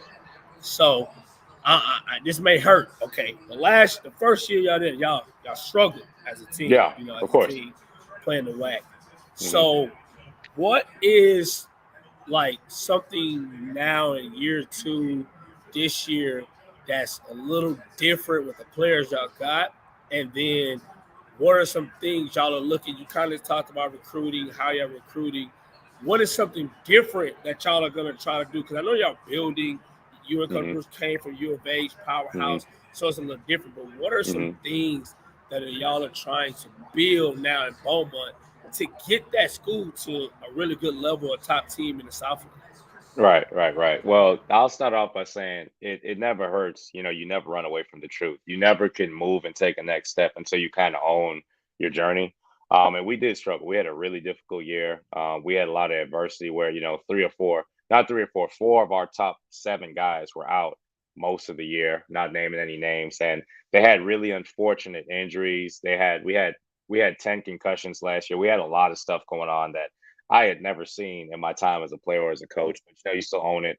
You learn from it, you build from it, and a lot of our kids kind of embarked on a different journey in different directions. We're thankful for them because that was the start. Our start there, we'll never forget it. But the kids we have now, and a few of the kids we did have, a few of those kids were kind of buying into that. But we have kids that are fully bought in to the culture that we're trying to build. And we're just the biggest thing we need are everyday guys, whether that's in the classroom, whether that's on the court. Like a lot of kids think that, okay, your talent is what's going to get you on the court. Like your greatest ability is your dependability and your availability. So you got to be able to show up every day and practice. You got to be able to show up every day and be the same guy, so that you can get to the next level. And that's kind of what we have. We have a lot of guys that are doing that for us. And we've only had maybe one or two injuries in our 4 months we've had it. So a lot of it is luck, like injuries, there's nothing you can do about it. You can't prevent it. You can't do any type of exercise that's going to prevent a kid from dislocating a knee or, whatever. Like sometimes that stuff just happens. You just kind of pray, you stay solid on it that nobody gets hurt. But the biggest thing, like I said, with our recruitment is we're going after kids that have that blue collar mentality. Beaumont's a really blue collar city. So we want kids to kind of fit the mold of that. We don't need too many pretty boys. And, we did our recruitment different this year. Like a lot of teams are leaning on the portal. We took 5 JUCO guys, we took 5 high school guys. We had a couple kids that we felt as though like we don't really have to go and get a third-year guy that has only played 4 minutes a game just because he's a third-year guy. Like we want kids that are, we're giving them an opportunity, and with us doing that, and with us transitioning from the WAC to the Southland, we had kids that were playing on the West Coast that came all the way down here. We got kids from Cali, we got kids from Arizona, we got two kids from Arizona. And then a lot of teams are going to look like, yo, like coaches, players going to be like, yo, why isn't Lamar recruiting Houston? Like, why isn't Lamar recruiting Beaumont? Houston and Beaumont don't want Lamar right now, but it's our job to elevate Lamar to where when we start winning games, we become more appealing. At the end of the day, kids want to go somewhere that's sexy, and the way that you get sexy is by starting to win a lot of games, playing the right way. So that's kind of what we're working towards right now. Got you. Hey, that was a real gem what you just said, boy. Real gem. My last question: as a player in college and as a coach now in college, for my organization, I know a lot of other guys talk to kids in high school about preparation. Being prepared. Working out, being in the gym, things like that. What are some gems that you can give kids how to understand, like how to prepare high school to be ready for college? Because y'all work out 2 or 3 times a day. You got schedule for class work. You gotta play games sometimes, travel. Like, what are some things you can talk, so kids and these parents on here can really understand what it really takes at the next level and how you prepare yourself for the next level? Man, you know what? Like,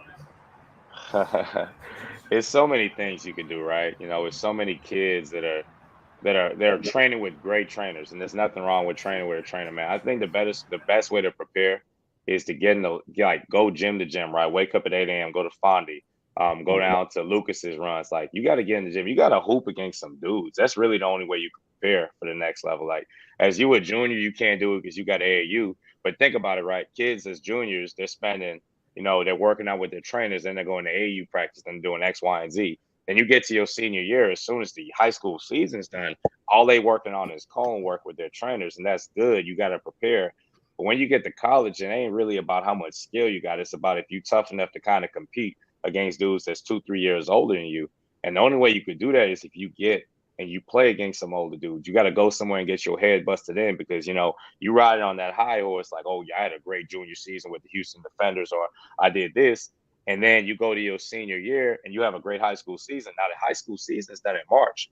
You're not going to step foot on campus until June. So what are you doing in April? What are you doing in May? What are you doing in June? If all you're doing is shooting on the gun and working on your skill set, your in and out, your passes and all that stuff, you're going to step foot on campus. You're going to get embarrassed for 2 months straight. And I hate to say it, us as coaches, a first impression means a lot. So if you come in June and you bullshitting, we're going to be like, yo, this kid's not ready to play. And now instead of you getting that opportunity to kind of play and make an impact as a freshman, you playing behind the 8 ball and you trying to close a gap. Because now that senior, that junior going to be like, yo, I got this kid. He ain't messing with me. And now he going to little bro you. And now you sitting on the bench the rest of the year transfer, right? So as soon as the high school season done, you got to start hooping against some dudes. It's 50,000 open runs in Houston. Go to open run, play against some grown dudes, play against some of your peers, but you just got to compete and play against people, man. I feel like that's the only way you can prepare. Hey, that's what's up. That's what's up. What's up, G? What's up, D King? What up, Rob? What's up, man? What's going on, Coach? Man? Hey, real quick. I just want to give my boy Gary. What's up? I want to give Coach McLean his flowers. If there's anybody that does their homework and due diligence, especially on the state of Texas, it's that Lamar staff. And of course, nobody really knows right now, but that Lamar camp really has some dudes in it that you wouldn't really expect. And I just want to give y'all props.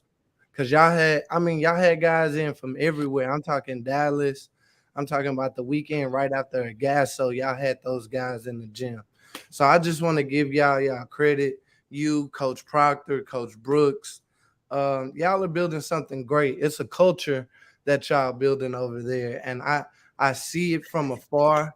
And I'm a little biased because you got a rapper over there. Shout out Terry Anderson. But I just want to say, man, if anybody shows me how to work in this business, you show me how to work. So I just want to salute and tip my hat. I appreciate it. That was love, bro. Dang, that's a great compliment, man. Oh my God. I know. My goodness. Hey, I will also say Mikhail has been first on a lot of kids, especially in that 24 class. He reached out really early about some kids that nobody even really, talked about, thought of or talked about at the time. I know we can't really speak specifically on recruits, but you were definitely first on a lot of kids, seeing that talent. So I see you, dog. I see you. Appreciate it. Process. Yes, sir. Stay working. And walking through there, don't it? God. Hey, Ant, I'm gonna put a force on your background, dog. We can see all the people. Hey, boy, you better chill out and let that boy come sleep on your couch. You better stop doing it, boy. Hey, Ant, Grayson needs a stepmom. If you see any suitable contenders, look out for you, boy. I got you. We recruit all levels out here, Ant. All levels. Got here, man. All levels. Hey, Mikhail, I got a question for you, man. You guys had a rough year first year. You spoke on all the injuries that you guys had. Mm-hmm. What are some expectations for this year, right? It's almost like a two-part. Expectations for this year. You guys have several Houston kids. We want to know how those Houston kids are doing. I'll answer the second question first. Our Houston kids are doing a really good job. I can't speak specifics, but I can say names. Brian Gordon is a kid that a lot of people, like I said earlier, like they look like, okay, no stars, whatever like that. But the one thing that kid got is heart, man. He's a dog, and he's been competing every day. He'll have a chance to play this year. Terry Anderson is another kid that didn't have no stars, no names, nothing like that. And the thing is, you know what? The thing that sucks is like when you develop kids and they play well, they're always going to be trying to be, people are going to try and poach them, right? But that's the power of relationships. We'll try to do a good job of keeping relationships with those kids. But Terry Anderson's doing a really good job, man. We got a lot of kids that are really competing, and they're really playing with a lot of heart and emotion. It's kind of helped our program. Is elevating our culture. Our expectations, man, is just, we want to have a solid year. We want to have a good non-conference run, try to finish over 500 non-conference. We play TCU, we play SMU, we play Texas State. We got a really good non-conference schedule. And I think if non-conference goes the way I expect it to, we're going to have a really good conference season because, like, we're young, but we're old at the same time. We got a lot of guys that are third year sophomores. We got guys that are 2-year freshmen. Like, we're older, but we're younger at the same time. And, like, we got, like, an energy and, like, these guys they play so hard, man. Like, I'm not comparing anything to Houston because that's the pinnacle of playing hard, but, like, we're starting to kind of get to the point where every single day dudes are trying to fight one another, right? Like, that's when you got a good team because dudes are competing to the point where if they lose, they're ready to scrap. You know what I'm saying? So, like, we're kind of getting to where, from me seeing it, from the ground up at Houston, kind of we're building in the right direction. That boy BG tough as nails. That's a Cool's kid. He'll beat somebody up in a phone booth and look at you sideways. So definitely got And Taiji just brought up another guy, Brock McClure. He ended up being a starter for you guys, right? And I don't know how many, I don't know how many people had him projected to be a Division I starter as a fresh. Was he a freshman? Not a starter, but okay, yeah. No, he was. No. Brock McClure was a starter. G-Day was ready to correct. No. I'm saying, was he a freshman last year or a sophomore? Brock was a freshman last year. Freshman. He didn't start non-conference early, and then he started most of the conference season in the WAC. He struggled with an injury recently. He's coming back, but he's a competitive kid too. He's going to be really good for us. No, that's good, man. That's good. That is good, man. Coach McHale, man, we appreciate you for hopping on. Truly do. Anytime that you want to get on, just let me know. It's all love. Yes, sir. Man, appreciate you for taking out time of your day. You could have been doing anything, but you chose to rock with us. So, truly appreciate that, man. We wish y'all the best too, man. Yeah, we appreciate it. Y'all boys come down to Lamar, man. Y'all come down to Beaumont this year. Come rock with us. Hey, but Mikhail, your son and my son gonna be a nice backcourt, bro. I just want you to know that. I be seeing him on the ground. He be getting buckets. We got some. We got some, man. All right, just figure out what logo gonna be on the jersey they're gonna play with. We need to know that early. I'm gonna be a parent gone wild. I'm telling you right now. All right, so we don't need no swoosh. We don't need no swoosh balls. You don't gotta be on the swoosh circuit, dog. D King, hey, Mikhail. So you and D King gonna be on that team Temple, right? Yeah. Oh, hey, man, look, I ain't coaching my son, man. I can't do it. So yeah, whatever, man. Hey, I got y'all. They're not gonna be over there if they ain't got no music. I know that. Hey, they ain't gonna be over there. G, now I'm gonna let you slide. Because I ain't gonna get you right now. Check the chat. Check the chat. Oh man, Mikhail, man. We appreciate you, man. Hey, best of luck. I want you guys to be great because you're a great guy. Y'all have a great staff. Y'all got a bunch of all the H-Town dudes on the staff, man. So I'm wishing y'all nothing but the best, man. Yeah, we appreciate y'all, man. I'm hollering at y'all boys, bro.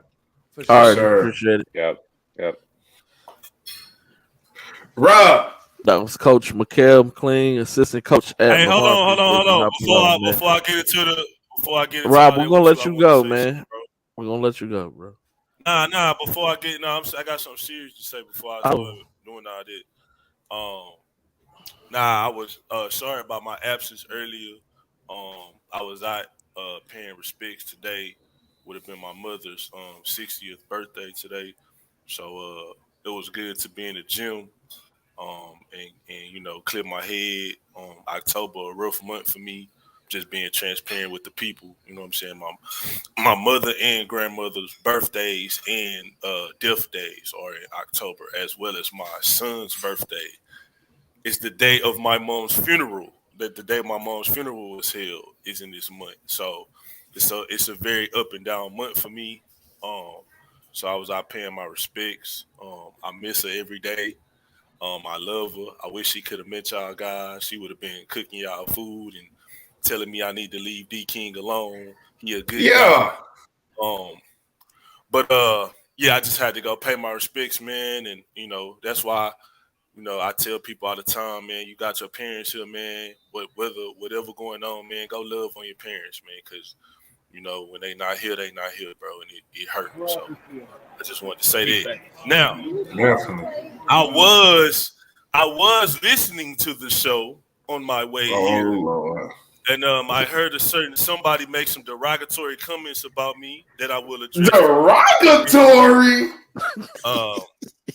First of all, you don't get on here talking about, oh yeah, UT in the top 25. Bro, we in the top 10, bro.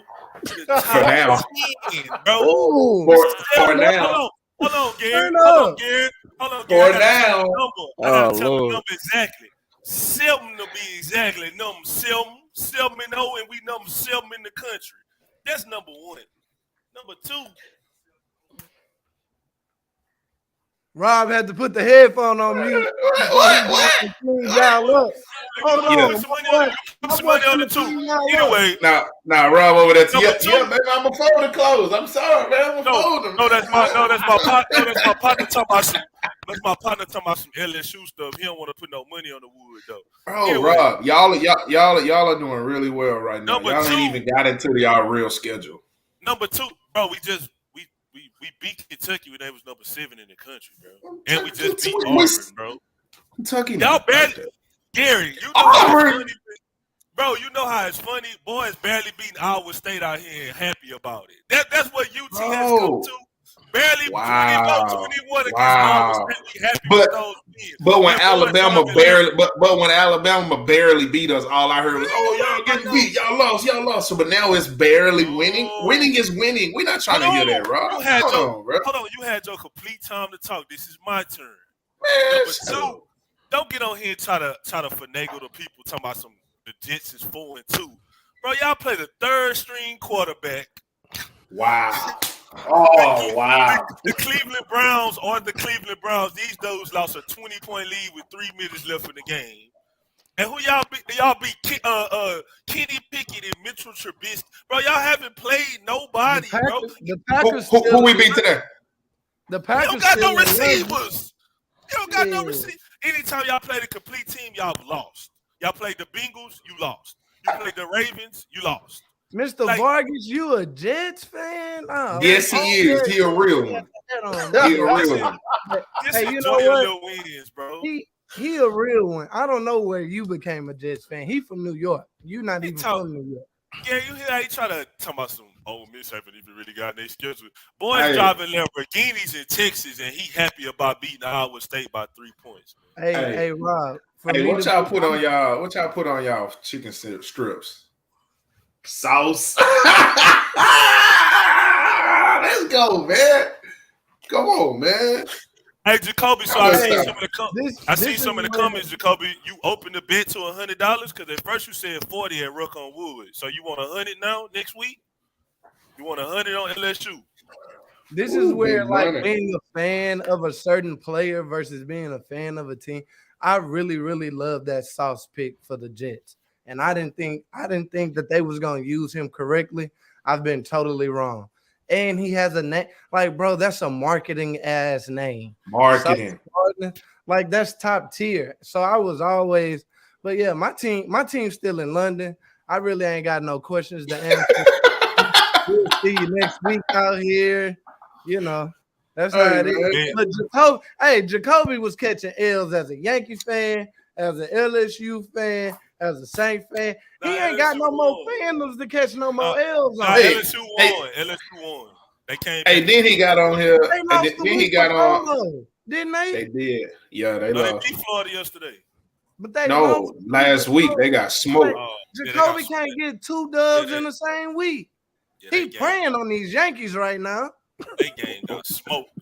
They are 4-2, huh? Hey, that boy Jacoby was trying the manager in the middle of the game. Boy, that's how worried he was. Yo, then he gonna come on Twitter trying to give me compliments, man. I see, man, you Jets, man. Y'all looking all right, man. Y'all got a better coach. Man, go on, jabroni. Y'all don't want your compliment. I'm trying to be friendly now. We should really turn up because the Cowboys losing by 17, so we might get extra viewers. It's about to be 20. No one cares about that Huh. horrible franchise.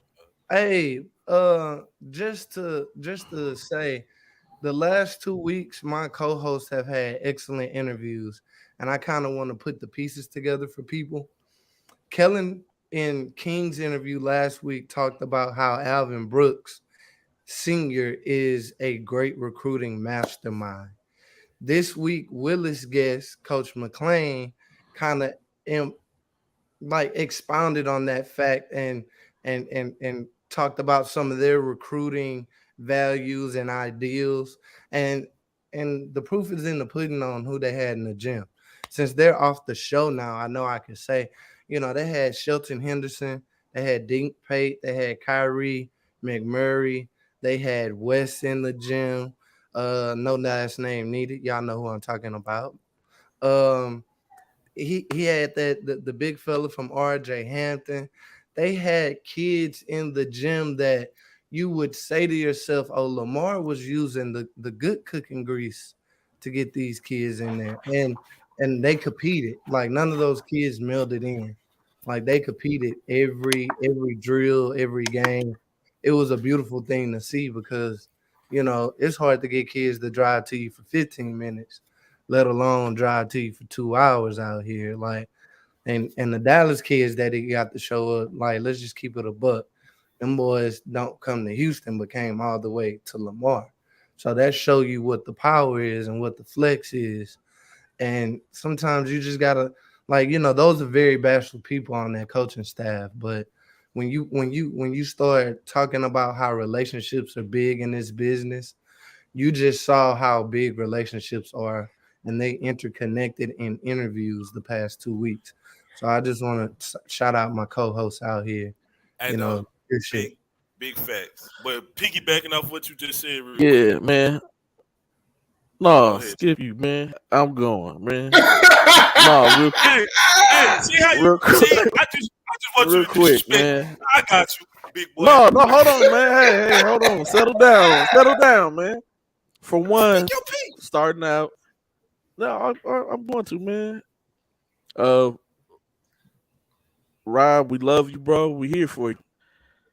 You know that, man. So anytime you need anything, if it's just a phone call, you just wanna just like what's up, whatever, man. Would it be? I'm being serious because it's a rough month. Like laughing at jokes aside, Taiji, man. No, seriously. Oh, man, Taiji, chill out, Taiji. No, but seriously, if anytime you need anything, man, we're here for you, man. So just want to let you know that, because I never lost a parent, but I have lost a sibling, so I understand, how tough that is. Secondly, man, we're gonna do a show called King and Ant, bro.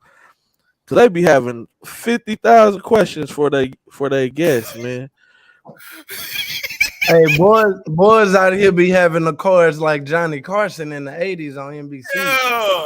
Hey, I ain't mad at it. They be prepared. That boy. Now they be well. No, they well versed and prepared, man. I real quick, I just appreciate you, G Day, for saying that, man. That's love. Bro. Yeah, see, while you was trying to talk crazy, man. You know we be messing with each other. But no, Gary. Yeah, you're right. See, Miss Smith got y'all logo for your show, man, right here.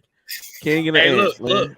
But King look. and the Ant. Last week I had everything prepped, and my boys got on me like, man, you out here prepping. So I went off the dome this week. I ain't have nothing prepped. Yeah. I ain't tell them nothing. This wasn't the week to go off the dome, though. Yeah. No, but it was good though. No, it was good. This was This good. wasn't the week.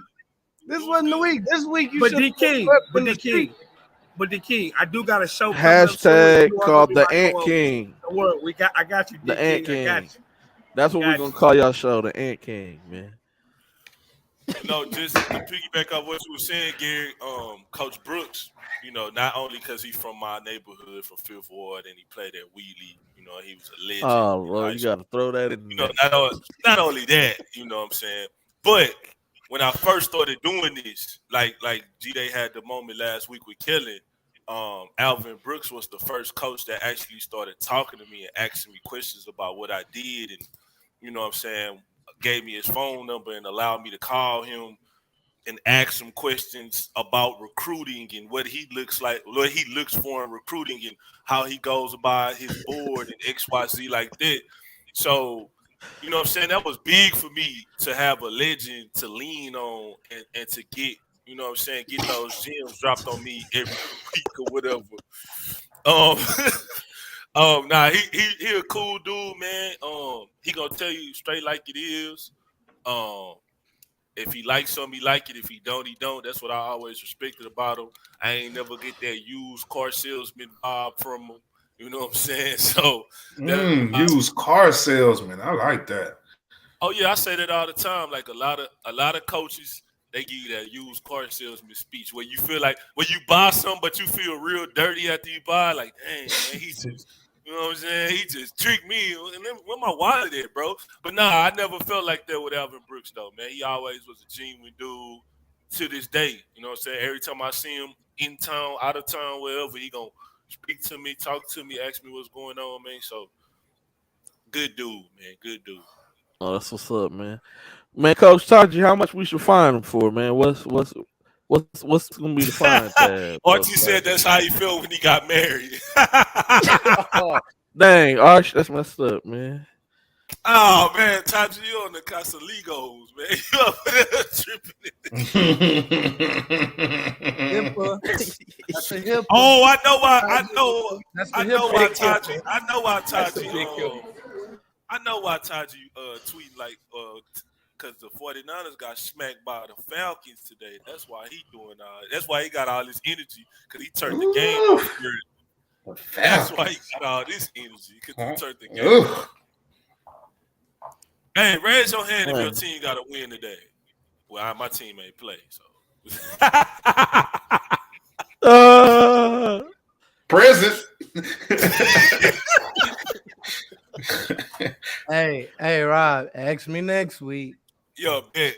Hey, you told me before it happened, though. I ain't gonna lie, you said that. Man, shout out Astros, man, for winning against the Jets the last 10 years. We're like 2-8 against them. Like, and then they don't even cover the spread at being 2-8. Like we never play the Jets well. And I don't look like Grady either, D King, by the way. I heard that. Oh, Grady. Shady Grady. That's because you got John Lynch as the GM and he don't realize, like, say, man, you know, like you can't play them guys all them snaps. Hey. It's too many. Like you in the NFC West, you gotta have a good defensive rotation. Because you're going against high-power offenses week in and week out. Seattle. Bro, who has Seattle being good right now? Was that on your 2022 bingo board? That boy, what my boy said? A lot of people wrote me off. I ain't right back. Boy, that been the hottest line since Pot. Gino? Yeah. Boy. The Jets and the Seahawks got to be the most surprising teams right now. I ain't gonna lie. They're gonna be the non-playoff teams to make the playoffs. Told you. Oh Lord. Bro, these Astros tickets high. I'm trying to be in the building. Hey, is Jacoby still in here? What the standing room only hit for, King? Oh, the Giants 65. The Giants too, Coach Buddy, right. Top though. Infield. The infield viewers deck. I ain't got it. That's back there by the train, huh? Nah, Hey, it's on the what is that? The visiting dugout at the top. The visiting dugout, yeah. At the top. But it's like at the what the train section here for? I think 190. I was gonna say $30 probably more get you a whole floor down. Oh shit, but I can do. I ain't got it, y'all. Man, hey, donate to the ball so hard to the shot clock, D King Astros ticket. You know, if anybody out there, you know, y'all got them good jobs with perks. If anybody job got Astros ticket, y'all don't really like baseball like that, man. Like, I like baseball, man. Y'all put me down, man. You know. Hey, is the Kobe still in here? Can I get a bet if the Astros play the Yankees? I don't know, but yeah, shout out to the Astros. for going to the next round, man, so we can keep wearing jeans at work. That's what I'm talking about. Let's go, Stros, man.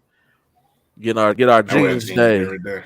Hey, Taji, you got Nah, not skinny jeans. a Our membership principal likes for us to reward look professional. at Onyx? You got membership rewards? I'll come with you. Hippo, They got a rewards program. I can't go by myself. Like I'll come with you though. Like if you got the little perk. Oh, I thought Woods was responding now. Dang. Hey, y'all ain't we ain't talking about the prospect camp yet, right? Hey, real quick. Let's Prospect talk Expo. about that boy Chris Johnson putting that work in on the national stage. See, it's a difference when you leave and you go and perform. And Chris Johnson went I and ain't talking about he Trade. performed. Let me stop. Let me stop, man. Bet. That's all you had to say. OVO Taji. OVO. That's all. I forgot But I had a haircut. Before we get away from things, we're gonna go over these 5A picks. Votes was in as far as Let's go. who we felt preseason district MVP, preseason first team, and preseason On most of them. top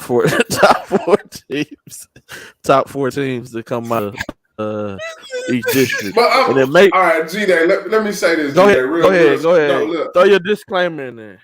Bro, it's a lot of freaking teams, and some of them districts got like 10 teams. I'm not doing it. Like, I don't even, and y'all not getting any points from me because you're not gonna win. I'm not doing all that shit, man.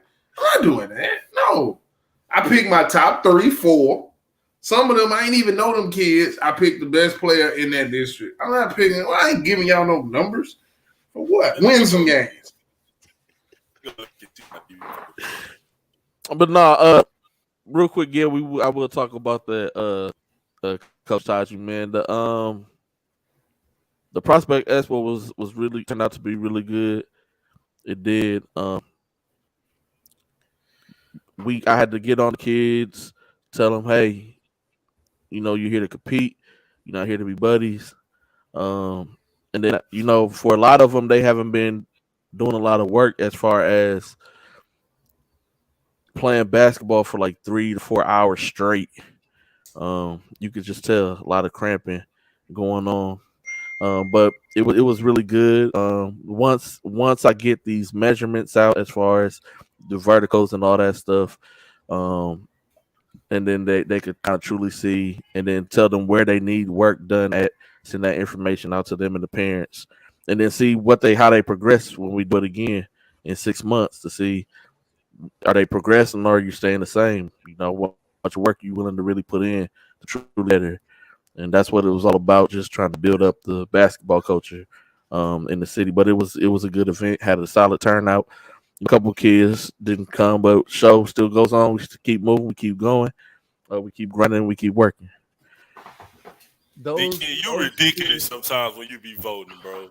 You are ridiculous, bro. What am I ridiculous on? We're really raw, and you got to see that if somebody got their hands to certain kids, that they could really develop a fine product. I got to see a lot of kids who were new to the camp life and kind of adjusted to it before my eyes. But that's okay because that's what we need. There's levels to it. You can't expect to go to a bigger camp and you can't get through this camp. Some of my standouts were, the kids from Milby. They're gonna be good. They're gonna be at least 10 plus rebounders per game. There were some kids from the Woodlands Christian. Now I'm sorry when I don't remember their name because a lot of these kids I saw at the beginning. The kids from Milby was Malik and Malachi Johnson, the Johnson twins, brothers. But definitely, Raycon Vargas lit that thing up. He had the strapping. Pause. Who else played well? Bryce Smith. Sometimes Bryce Smith is, when you watch him, he knows he's good and he works on other parts of his game instead of going to go kill kids. And I tell him all the time, like, this your time to just go kill. Like, I know you're not a selfish kid, and that's just a testament to what his game is. But there's times where I would just like him to just go be a bully. But he still got to his spot, still did what he wanted. Please, come on. Who else? Who else? What are you saying? Please come on, King. Who banging? Can we turn the dinner bell off, please? And It's very loud. who else played well? Did this dude just ignore me? The guy from St. Thomas, the kids from St. Thomas, the big fella, he was dunking everything. Michael Oaks. Yes, it looks like if he gets a little stronger or whatnot, look out. I didn't think St. Thomas was as complete as it is, but with Aaron Valentine, Jamar Franklin, those two additions, that's not bad. Yes, Scotty Guillory did do some intriguing things because he's definitely grown since I seen him last. You're definitely right, Archie. Definitely right.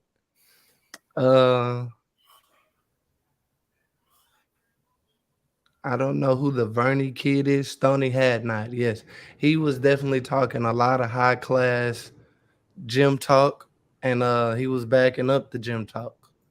Yeah, he jumped the highest in the vert too, in the max vert. He jumped the highest. So definitely, I appreciate you guys for even letting me be a part of the coverage. Yeah, Christopher Allen, that boy was hooping. Allen Cook.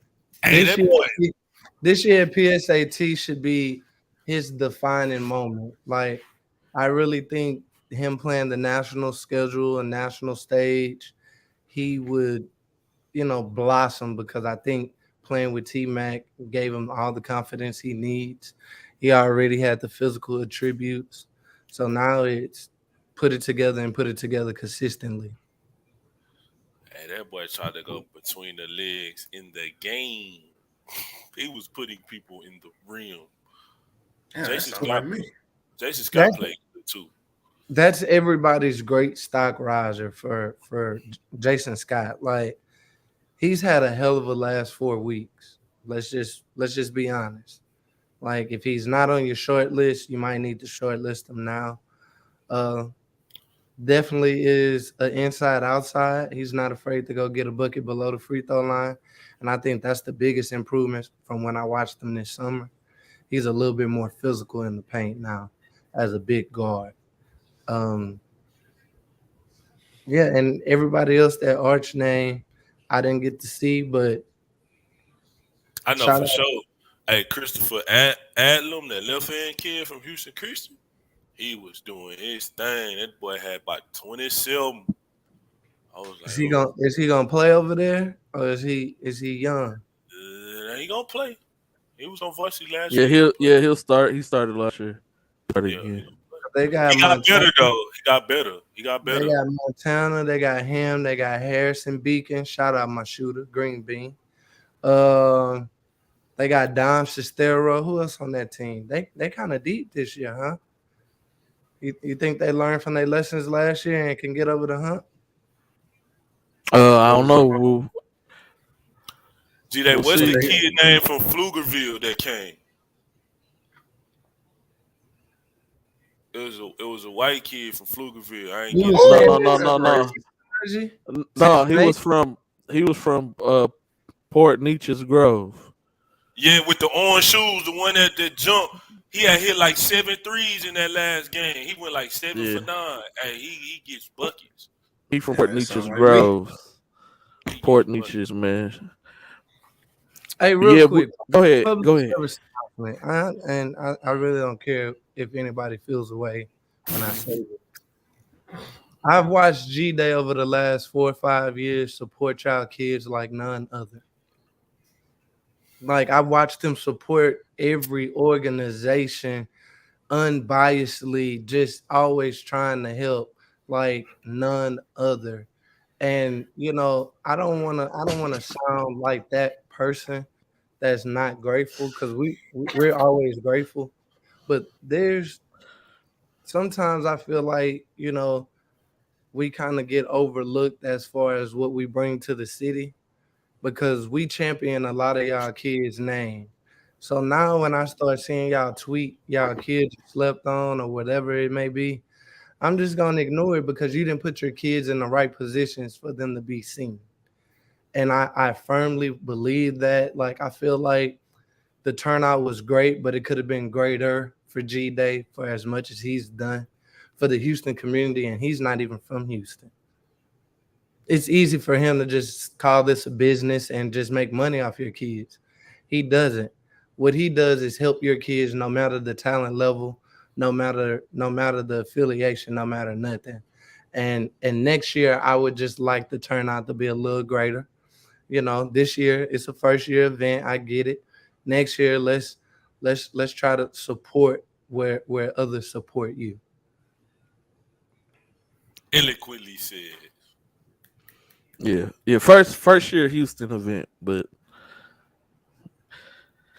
we're gonna keep doing it. We're gonna keep rocking and rolling, man. But appreciate it, G. Dot truly do, man. We I finna get wouldn't out. say that neither. That was from the heart. I didn't. Yeah, I didn't no. I criticize mean, I that. appreciate it, man. But hey, I just keep you get hit, you take the punches to the gut, bro. You get hit in the face, you just get back up. I used to box, go silver glove champ. I'm gonna have to bring my trophies out, bro. Hey, Bro, this dude did everything. I'm gonna have to bring my trophies out. Hey man, I grew up. We used to have to go to the Boys and Girls Club, bro. Like this dude was a running back. He was a point guard. He was a boxer. He yes, he sir. he, he ran a crime ring. God damn, man. He led a prison gang. Yeah, like what don't you rap? Shit, What don't you hey, he got prep hoops popping. Let's talk do? about it. God He dang. set up how prep hoops works in the South. Let's talk about it. I just feel you like Cordell Stewart. Let's talk about it. Sheesh. Hey, that used to be my favorite commercial, bro. That Cordell, slash joint. get in there and punt. Cordell. Hey, D King, you ain't respond to what I said though. I sent you why I said you was wild. We'll talk about it on here. We about to get on that. Bro. We about to talk about it now. I don't see a problem with it. And I bet I won't be wrong. You won't be wrong, definitely. Thank you. 5A District 16, they're in Region 2, not in Region 3. But had to throw them in there because Kingwood Park as well as Dayton has made the move over to this district. Kingwood Park being right there in Humble. And then Dayton is sitting right on that outskirts on 69. Going into this district. Lufkin last year was really tough. They was really good. They won the first 20 games to start off the season. So shout out to those guys. They add a freshman. They bring everybody back pretty much from last year. After going 35-5 overall, they made it to regionals, but they had to run when in Region 2 you have to go through Dallas. So it's kind of tough, especially when you 5A. You don't have to go and see some of those guys up there. So they met Kimbo, and Kimbo just took care of business last year. Was a tough group to bring everybody back from the team last year, and then they add a freshman as well to this group, so they should be really good. Kingwood Park was 29-5 last year. Finished. They went to third round in the playoffs as well. I know that they had a lot of seniors that they graduated, but I just feel that they will still continue on with their success in the 5A and still put out maybe a good 20-win season, finish second overall. And then you got y'all say that city because I'll be tearing that city name up, man. Nacogdoches. There you go. We got them coming in third, and then Dayton coming in at number 4. Our MVP and first team, we got the freshman Austin Brown, 6'6", was voted as the MVP coming in for the Lufkin Panthers. They returned the Brandon Walker kid that we seen. As y'all see in the picture, he full beard. He's big. He's a glue guy. He'll run through the fence, throw through a wall for you. Like he's that kid. Very physical. Has really good hands. Moves really well around the floor. The Elijah Moody kid is very, very athletic. Jalen Brown's also very athletic for Nacogdoches, right? Nacogdoches. Yeah, I had to catch myself. I was going to say the Nacho Docho. Oh, that's Lord. rude. Lord. That's rude. Athletic. And then the Ashanti Allen kid, very young. He already got a couple football offers on the table. But he will be coming back to hoop. And he's a tough kid. Fellas, y'all got anything to say about District 16 as far as the picks or the players that y'all may want to add to it? Man, with a name like Ashanti Allen, you got to be a hooper right there. Austin Brown should be a top 175, maybe even 50 kid in the country when it's all said and done. He might even be he might even be one of those guys, man. That kid is really good. I like the poise he play with. He makes shots. Every shot he shoot look like it's going in. He get on that rim. Does. He a legit 6'5", 6'6". He might still grow. Like you never know. Like he. When I first seen him, I was like, "Yo, he looked like Hayden Hefner, but he played like a Miller Kopp." You know what I'm saying? Like, I hate. Damn, why he gotta be compared to white dudes? That's messed up, right? I shouldn't have did that. But, let me see who else. I hate when people do that, so I shouldn't did. I'm gonna think of another comparison. My bad. Go ahead, guys. No, you good. Anything else, Rob? You got anything?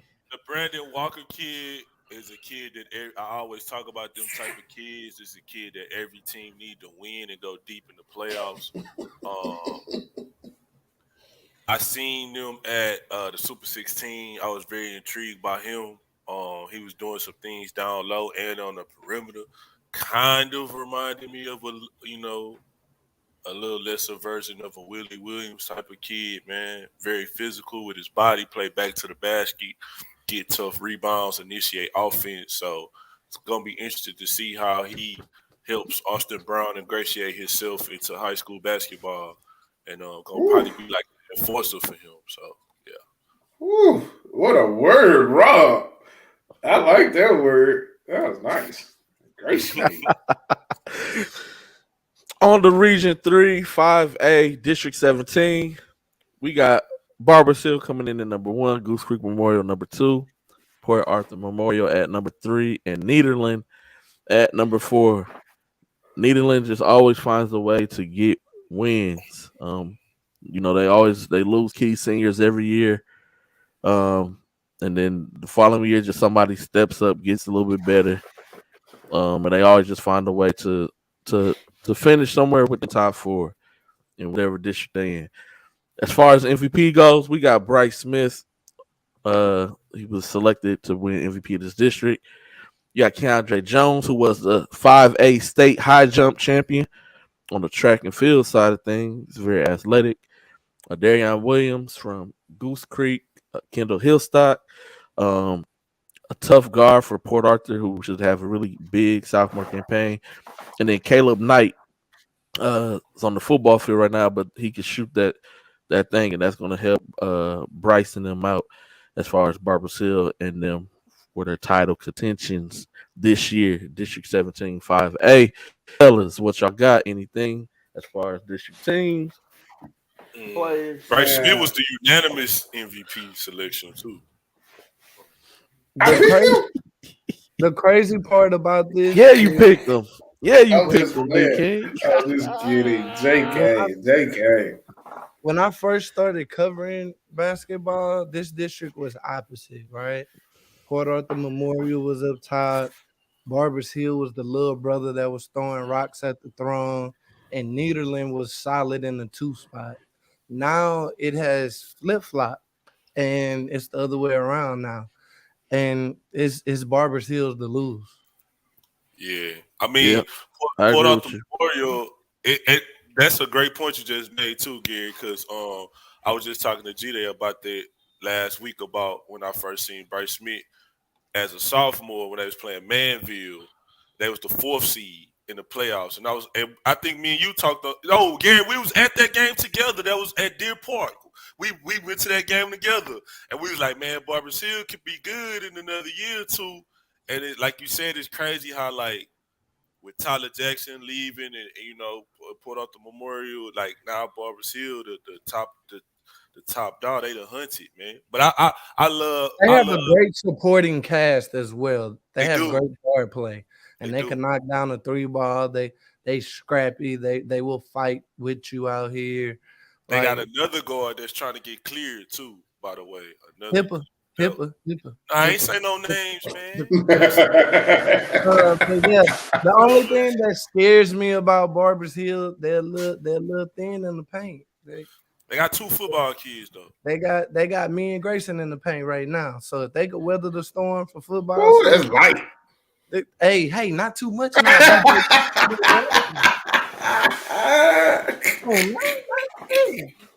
Hey, we gonna have to do like the dudes did them fish. You seen that them dudes put the weights inside their fish? We gonna have to put some weights in your pockets. You know how crazy that is? As a lover of sports, I watch Bass Pro Fishing, right? I've watched it a few times as well. Like, that's crazy, like, because it's not really social media, a whole bunch of cameras there. You can really slide. I wonder if they the first ones to get caught, or was they? Gotta be.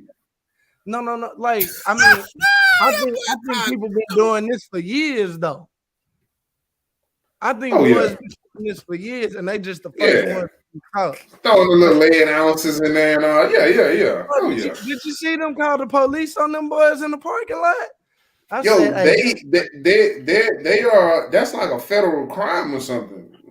They took prize money up to $65,000 and was the leading money getters last year.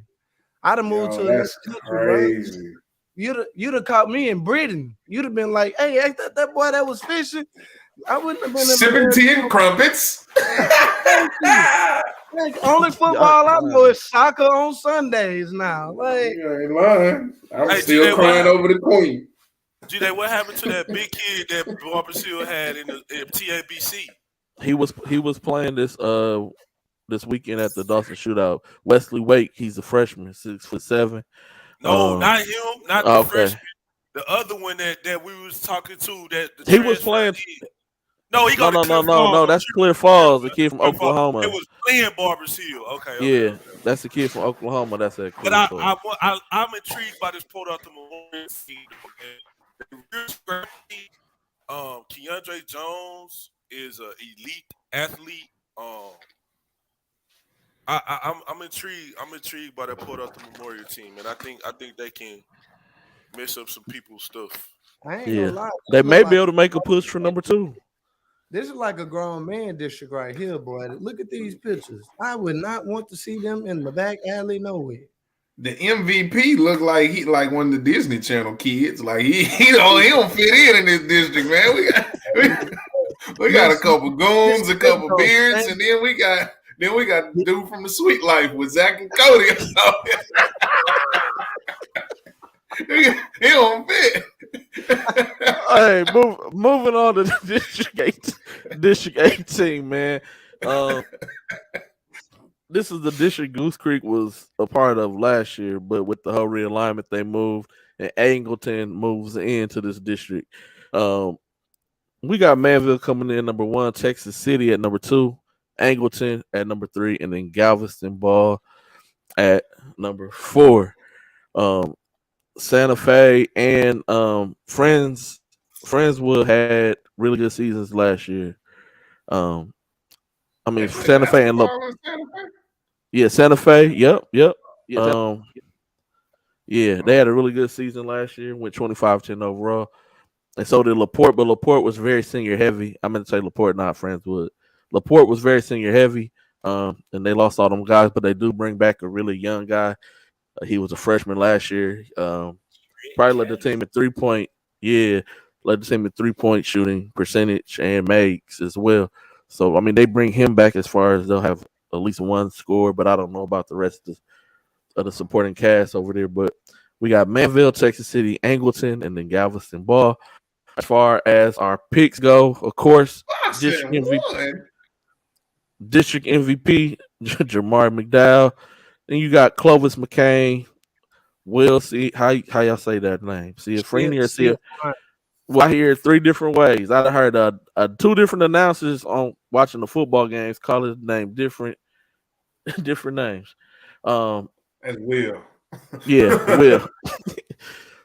You got AJ Anson Johnson and then Majestic Ford at Angleton, and this is our first team as well as our MVP. Taji, you ain't giving Ruben enough credit, Taji.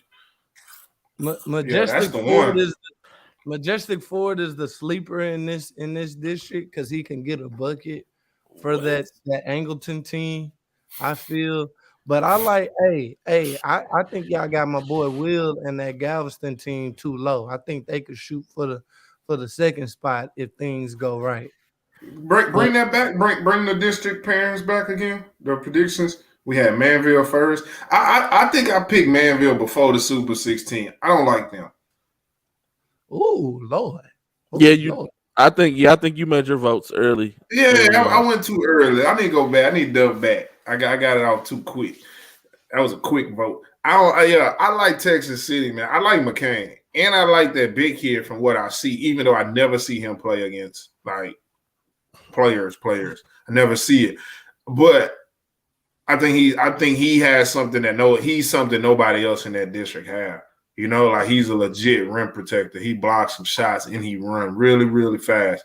And he gets up ahead of that basketball. Manville don't really have inside presence like that. And I don't think Angleton do as well. I know last year they didn't when they in that playoff game I went to see play Madison. They didn't have a lot of size. So I don't know. I think I like Texas City. Galveston Ball and Texas City gonna flip flop. I still got Manville at 1, Angleton at 3, but I think Galveston Ball gonna surprise some people. That's my risque pick of the day. I don't know. Risque. I've been talking about even when we made the picks last year when we was doing the teams or whatever. Like Clovis McCain has always been an intriguing prospect to me. I don't think we've seen him play at his full potential yet, but I think if he can unlock like what we seen him start to last year, coupled with like I hate to say it, but what D King said, with Johnson's ability to rim protect, Texas City could be an intriguing team come playoff time. Man. I like that team, man. That coach. They have another guard that can play pretty good too, right? Don't they have like a smaller guard or something? Yes, I don't know his name. I think I could. You know who I'm talking about, right? They got a kid. He can play. Yeah, I remember seeing it. But yeah, I don't like that Manville team. I haven't seen Manville play good basketball since Carl Nichols was there. All right, I don't know about them. I don't know. Okay. No, Carl Nichols at Dawson. Well, I'm about to say you ain't see them play good basketball. Yeah, no, my bad. What's my man name? My boy, man. Actually, I just hit him last week. Jalen Preston. Preston was there. Yeah, Preston. My bad. All right. No, y'all good, man. Moving on, District 19. This is the HISD. This is the HISD for 5A, although they did add Galena Park this year to the district. And overall, from the votes total, we have Madison coming in number 1, Northside number 2, Sharpstown number 3, and Milby at number 4 as far as this district goes. Would you guys say this is Madison's to lose, or? Yes, but I do think Milby will be on their heels. Yeah, I think Milby will be. Yeah, I think they may be better than 4th. Well, no, I think this district got voted on early before the judge. It did. I definitely did. Yeah, hey, and I'm gonna put the pressure on the young kid because I've been very fond of him the last 3 years. I've also been privately tough on him. This is Jaden Gambrell's district to lose. I got They some to say about that. Go ahead, my bad. Go ahead. they go as far as he goes and as far as he matures with the ball in his hand this season. And he knows, our conversations. Like, he's the best, three level scorer in that district. So if he makes the better decisions to where he doesn't have to play hard, just play smart, they'll be okay. Hey, So what? I'm sorry. Go ahead, Rob. I'm sorry. no, really quickly. So I've been knowing that family since junior was in like ninth grade, eighth grade, ninth grade. So I've been knowing Jaden since he was like 8, 9 years old at Fundy. I did not pick Jaden Gambrill to win MVP of this district. I picked Mason Allen. And the reason why I didn't pick Jaden Gambrill is because I want to see him be more than just a shooter. I want to see him be more than just a ball dominant guard that want to play on the offensive end. And I've also challenged him privately, and I'm going to challenge him on the show because I know him and that's what I do, to play both ends of the court. You're not going to get where you want to go if you don't play both ends of the court. And that's why I didn't pick him to win MVP. Because if I come back and see the same Jaden Gambrill from ninth grade year, that's a disappointment to me. Can he score the ball? Yes. Can he do some unique things offensively? Yes. But I want to see a complete basketball player. So Hey, tee me up, Rob. We basically said the same thing. And we like the whole kids that we champion accountable. So yeah. I definitely agree with you. I don't think Northside is gonna be number 2 in this district. No, this district got voted on before the Johnson brothers. No, I mean, that's cool. I mean, players mess up. It's all good. Like I mean, I don't think I'd have had them before anyway, but I'm very high on Coach Isles at Milby. I think he got this group where he wants them to be right now at the playing in High Towers Fall League. Sharpstown now, that's an intriguing 3 pick. You know that one kid, you know that one kid isn't there, right? Isn't he at Legacy? Yeah, he had or Legacy. Yeah. They still got the Jock Mayan kid that's like 6'8". He should be he should be better than he was last year. So they have that interior presence that will help them. But yeah, Miles is gone to Legacy. Miles was the other big kid that they had as well. Moving on to District 20. 5A District 20, we got Fort Bend Marshall coming in number 1, Foster number 2, Kempner number 3, and Willow Ridge at number 4. This is what Hillis was waiting for. To see where Terry had landed. Hey, Hillis was gonna be right on time with the comment. Oh yeah. Hightower everybody up now. Hightower leaves this district as well as Angleton, which kind of opens up some spots for other teams to potentially make their run. Yeah, Hillis, we want to see y'all be successful. Look, he's like, wow, say less. I love that energy, Hillis. I do. I love it. Hey, I ain't gonna lie to you. Like, besides, Marshall having high hopes, y'all know if Kempner make the playoffs, that'll be their first time ever making the playoffs. Yeah, right? yeah. First time in school history. Ever. Yeah. Been doing that there.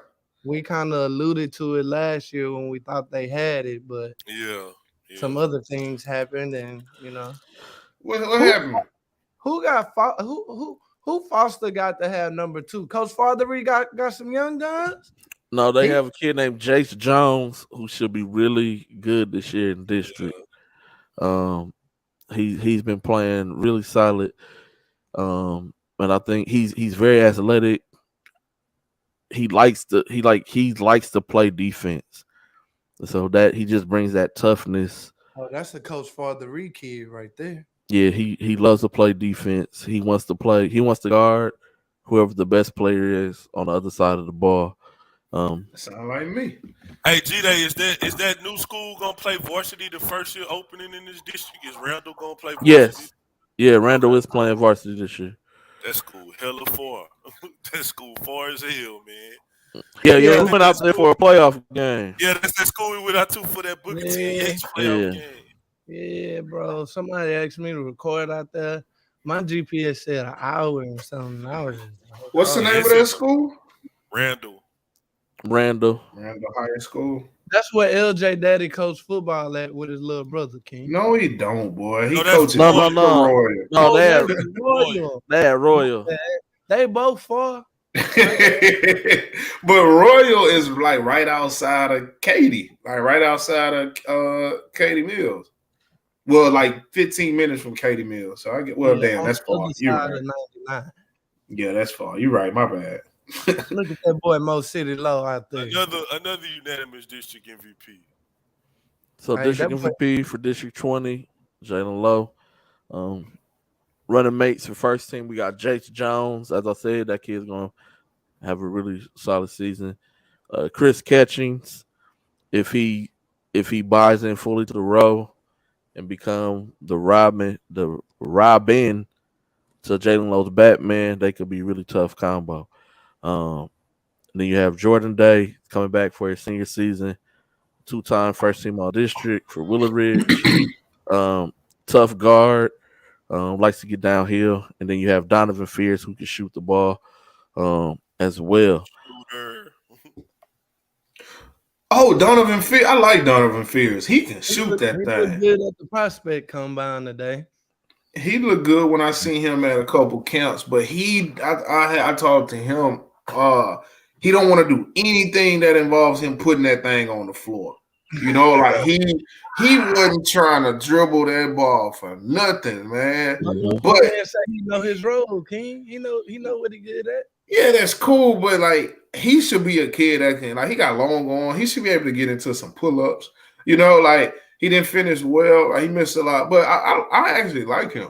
I think you know who he remind me of without the athleticism when they was younger? This is just me. Y'all gonna call me crazy. He kind of remind me of like DJ Richards a little bit.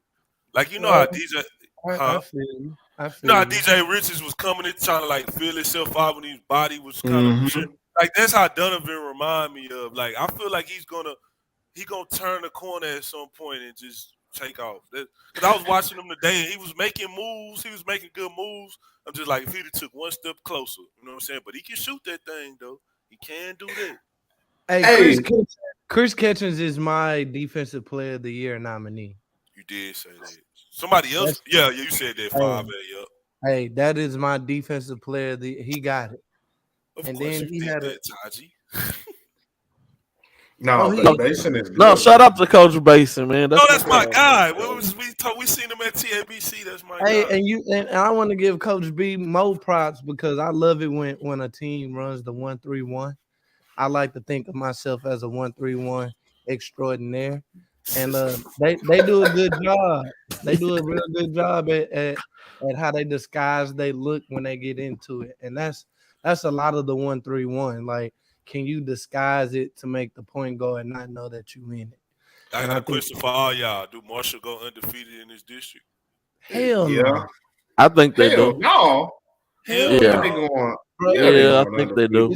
It's hard. Yeah, it is hard, but I think they'll do it. Didn't they go undefeated last year in district? It's hard. Yes. I want to say yes, they did. Yeah, like they did. Yeah, they did. They did. And that district has some better teams than this one. Man, they beat High Tower twice. Yeah. I was there the second time. Yeah. Hey, real quick. Hey, guys, I think is Noel Doubleton at Sharpstown or he at Milby? He at Sharpstown and he can score that ball. He is at Sharpstown. He is. Noel I forgot. Yes, he should have been on that. About him. I just thought about that. Because I think that's who Taji talking about. I see him at Taji talking about the kid from Kempner. Taji talking about this kid. Yeah, he's okay. Tough.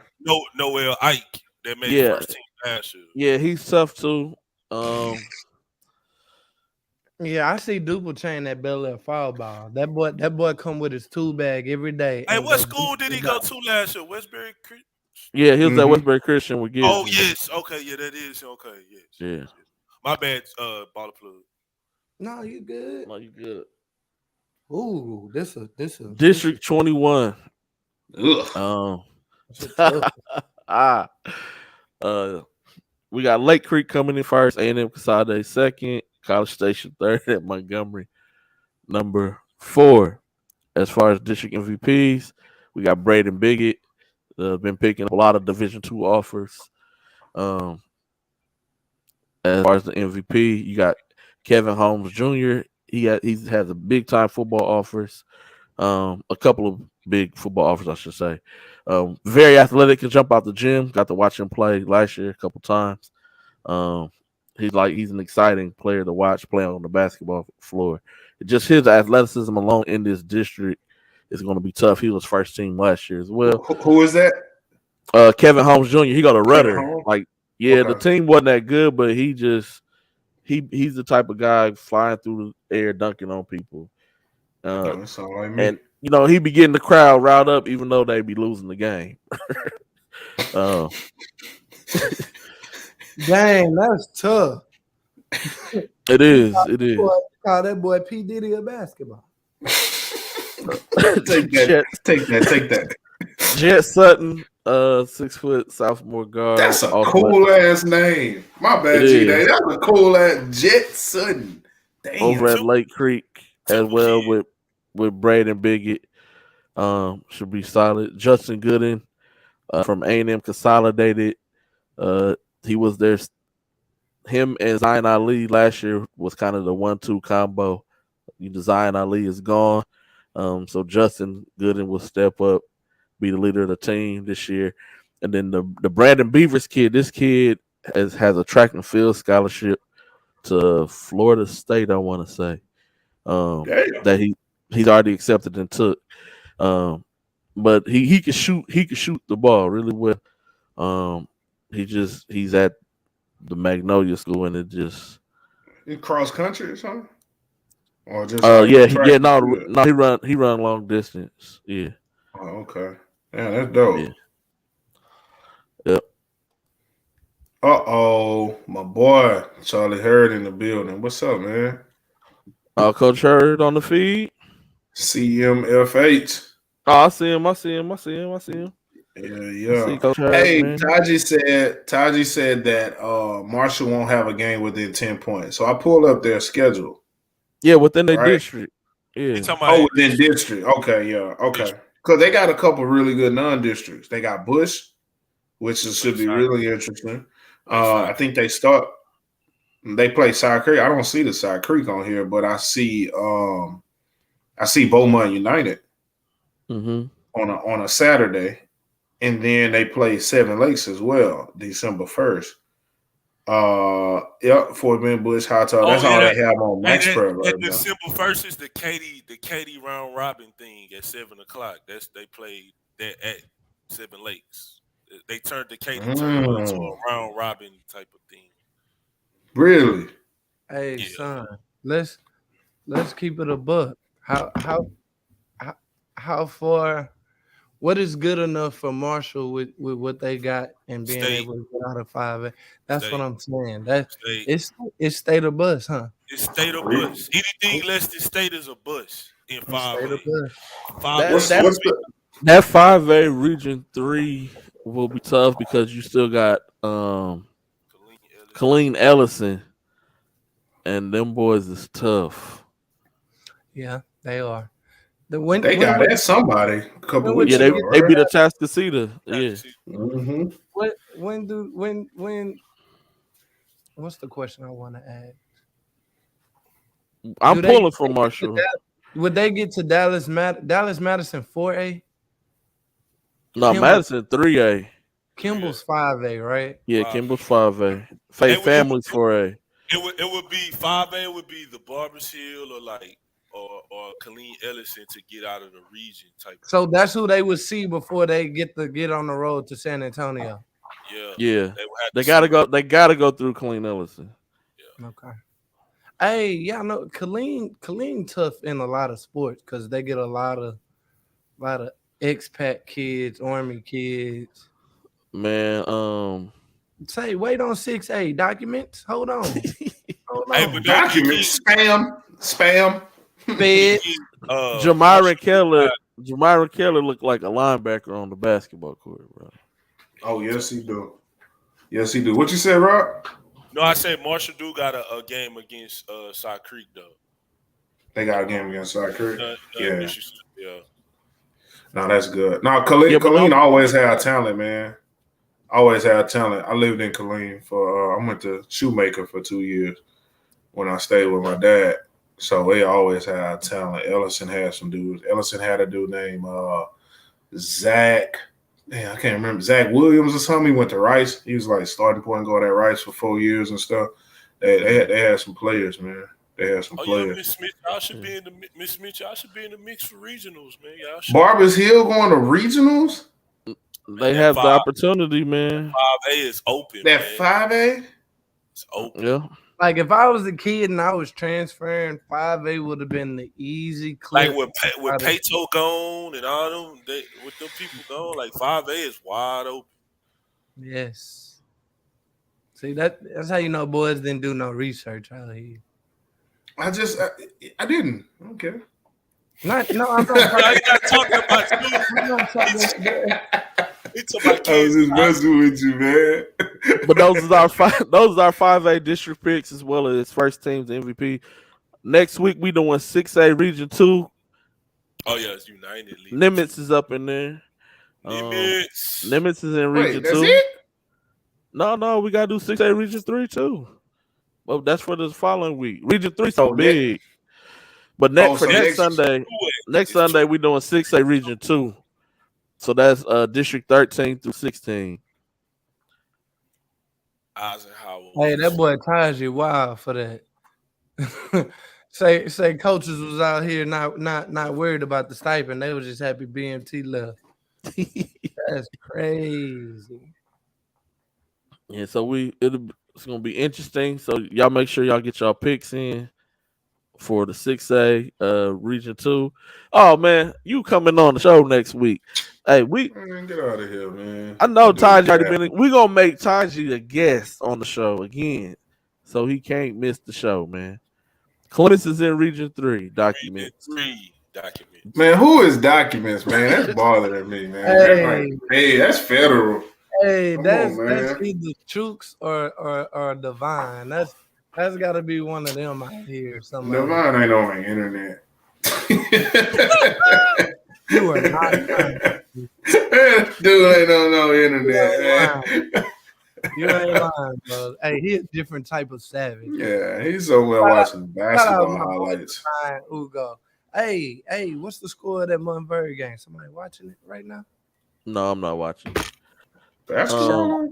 Shout out Zayden High for committing to North Carolina. Shout out Kendrick DeLuna for committing to Cal State Fullerton. Malik Presley is next. Shout those kids out. Shout out to all the kids committing, man. Hey, DJ got one in Caden Judy. I know that was random. I ain't seen DJ in a minute. But that kid, Caden Judy, dunks everything. Like, he'll dunk like your mama. What school is that? He go to game prep. Yeah. He won a state championship, I guess, in private school in Willis, and then, relocated. Oh, he went to Alpha and Omega or something. In Cairo, I think. Yeah. Yeah. That's something in his bio said that. Good job. This game in overtime. It's in overtime, G-Dub. G-Dub. It's Montverde up 60-53. Hey, let's talk about this real quick. You see I'll send it to you, Arch. Go ahead. You see how these schools are changing their names so they go play national schedule? Can we talk about it? Talk about it. Sierra Basketball Club, Florida Eagles. Because it's like a fall thing though. It is. Because it's basically like a fall league. Yeah, normally these type of schools don't even play games this early. But I just wanna acknowledge how, you know, if the money's there and the resources are there, you could do whatever out here in this basketball. Yeah, no. I mean, I like the fact that they're doing that. Um, but yeah, like you said, if the money's there and if the resources is there, you can go to these types of events. That's like the year when we went to Elite 14 when it was still really big. Deshaun Um, Hicks, it was they had teams from Alaska, teams from California. You had teams from all over for a fall ball event, and we seen it was college coaches galore. Um, say yeah, man, yeah, because they're not called my verb right now for the fall. Can't your head is just like your head coach can't coach you. Like That's it's right. And boys is not on the sideline. yeah, your head coach cannot coach you just like I, here. that's stupid. I agree. That's so. I There agree. are so I many agree. stupid rules that don't make sense. That are just rules. I've always felt like just because it's a rule doesn't make it right. Right? Just because it's some old dickhead. Some hey, old dickhead sat there and was like, "Hey man, you coaches can't coach until November. You can't coach your Taji, team, but you can that's be in not the gym with them every day. You can that's do not all of this AAU, stuff." Mhm. Taji. That's still like Nimitz playing, but instead of it being called Nimitz, it's called the Taji Tigers out here. So Yeah, that's it's stupid. they still hooping. They still doing what they need to do. It's just different. Like I said that to say like, a lot of these Houston coaches be talking, oh, we don't play that early. Oh, we can't do this. Oh, we can't do that.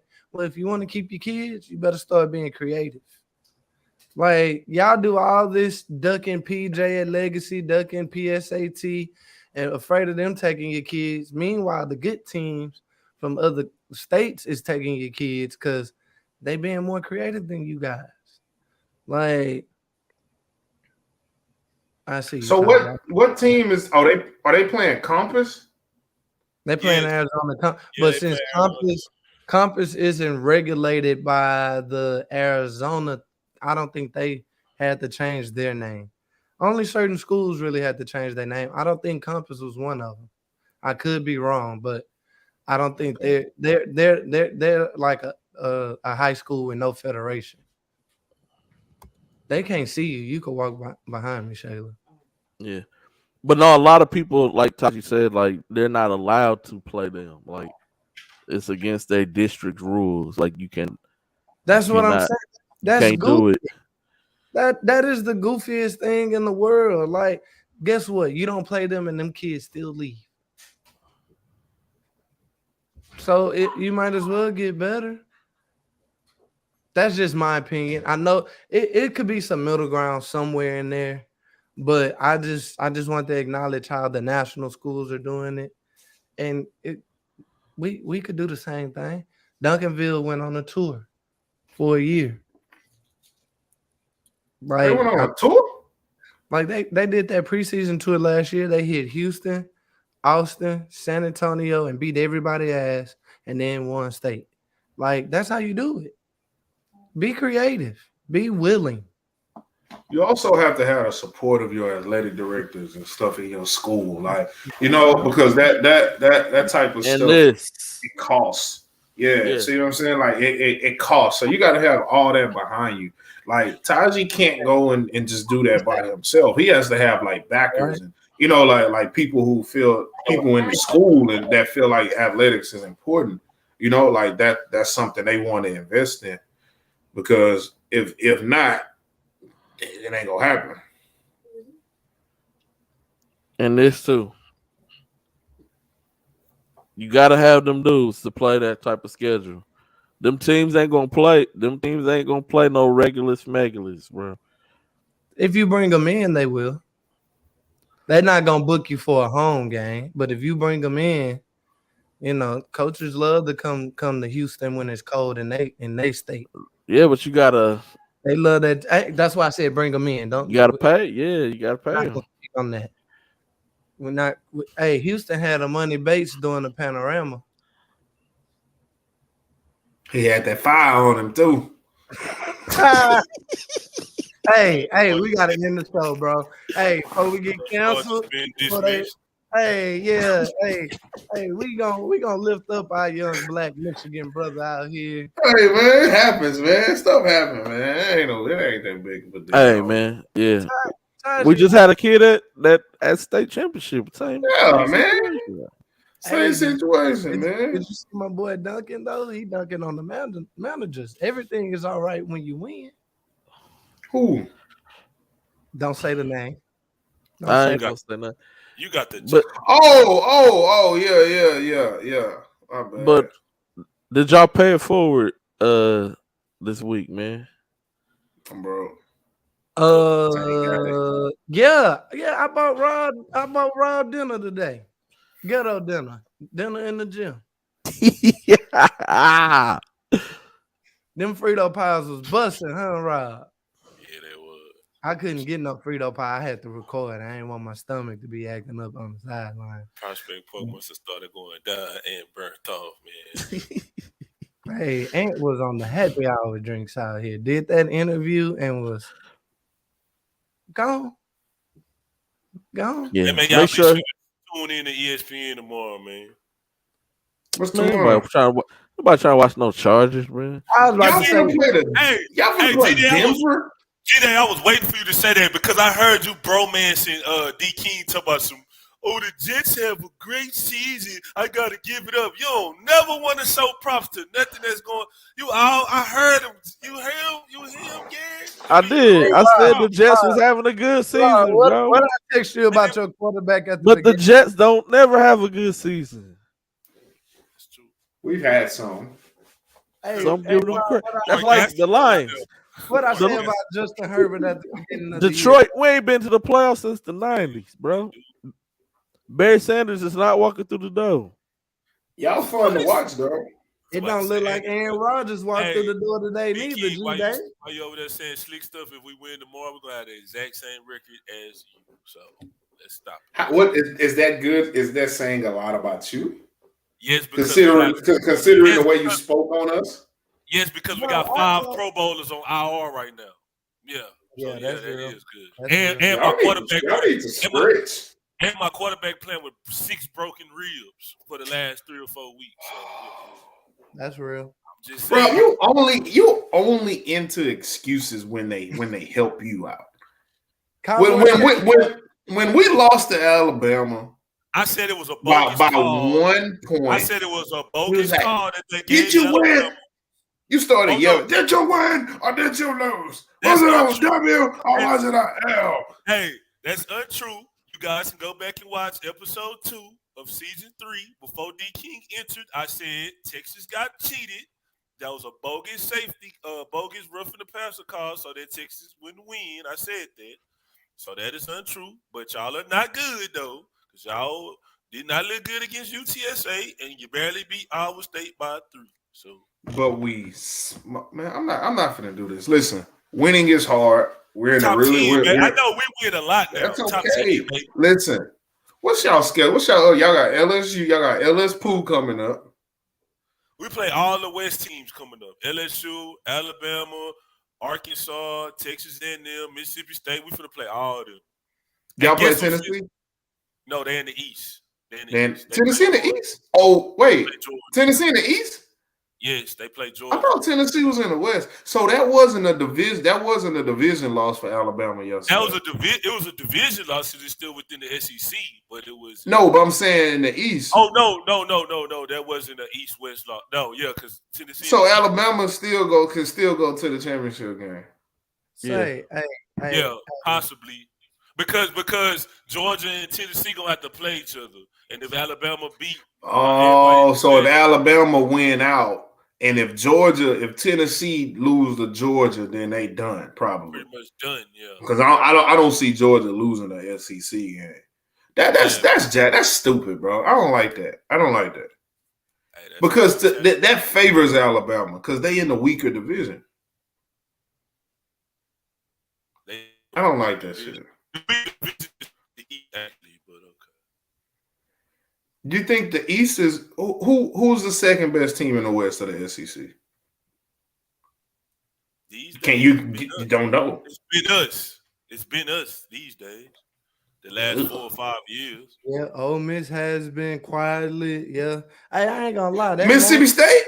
That lane train. I'm saying we normally have more teams ranked on the West. We have A&M was good, Ole Miss was good, Mississippi State have their years, Arkansas, Auburn. Like we have more teams consistently ranked. They have Georgia and Tennessee just got good. That's the first time they beat Alabama. It's usually been Florida though, like Georgia and Florida. Georgia and Florida. Kentucky. Have some years sometimes, but consistently carrying the East to beat Georgia and Florida.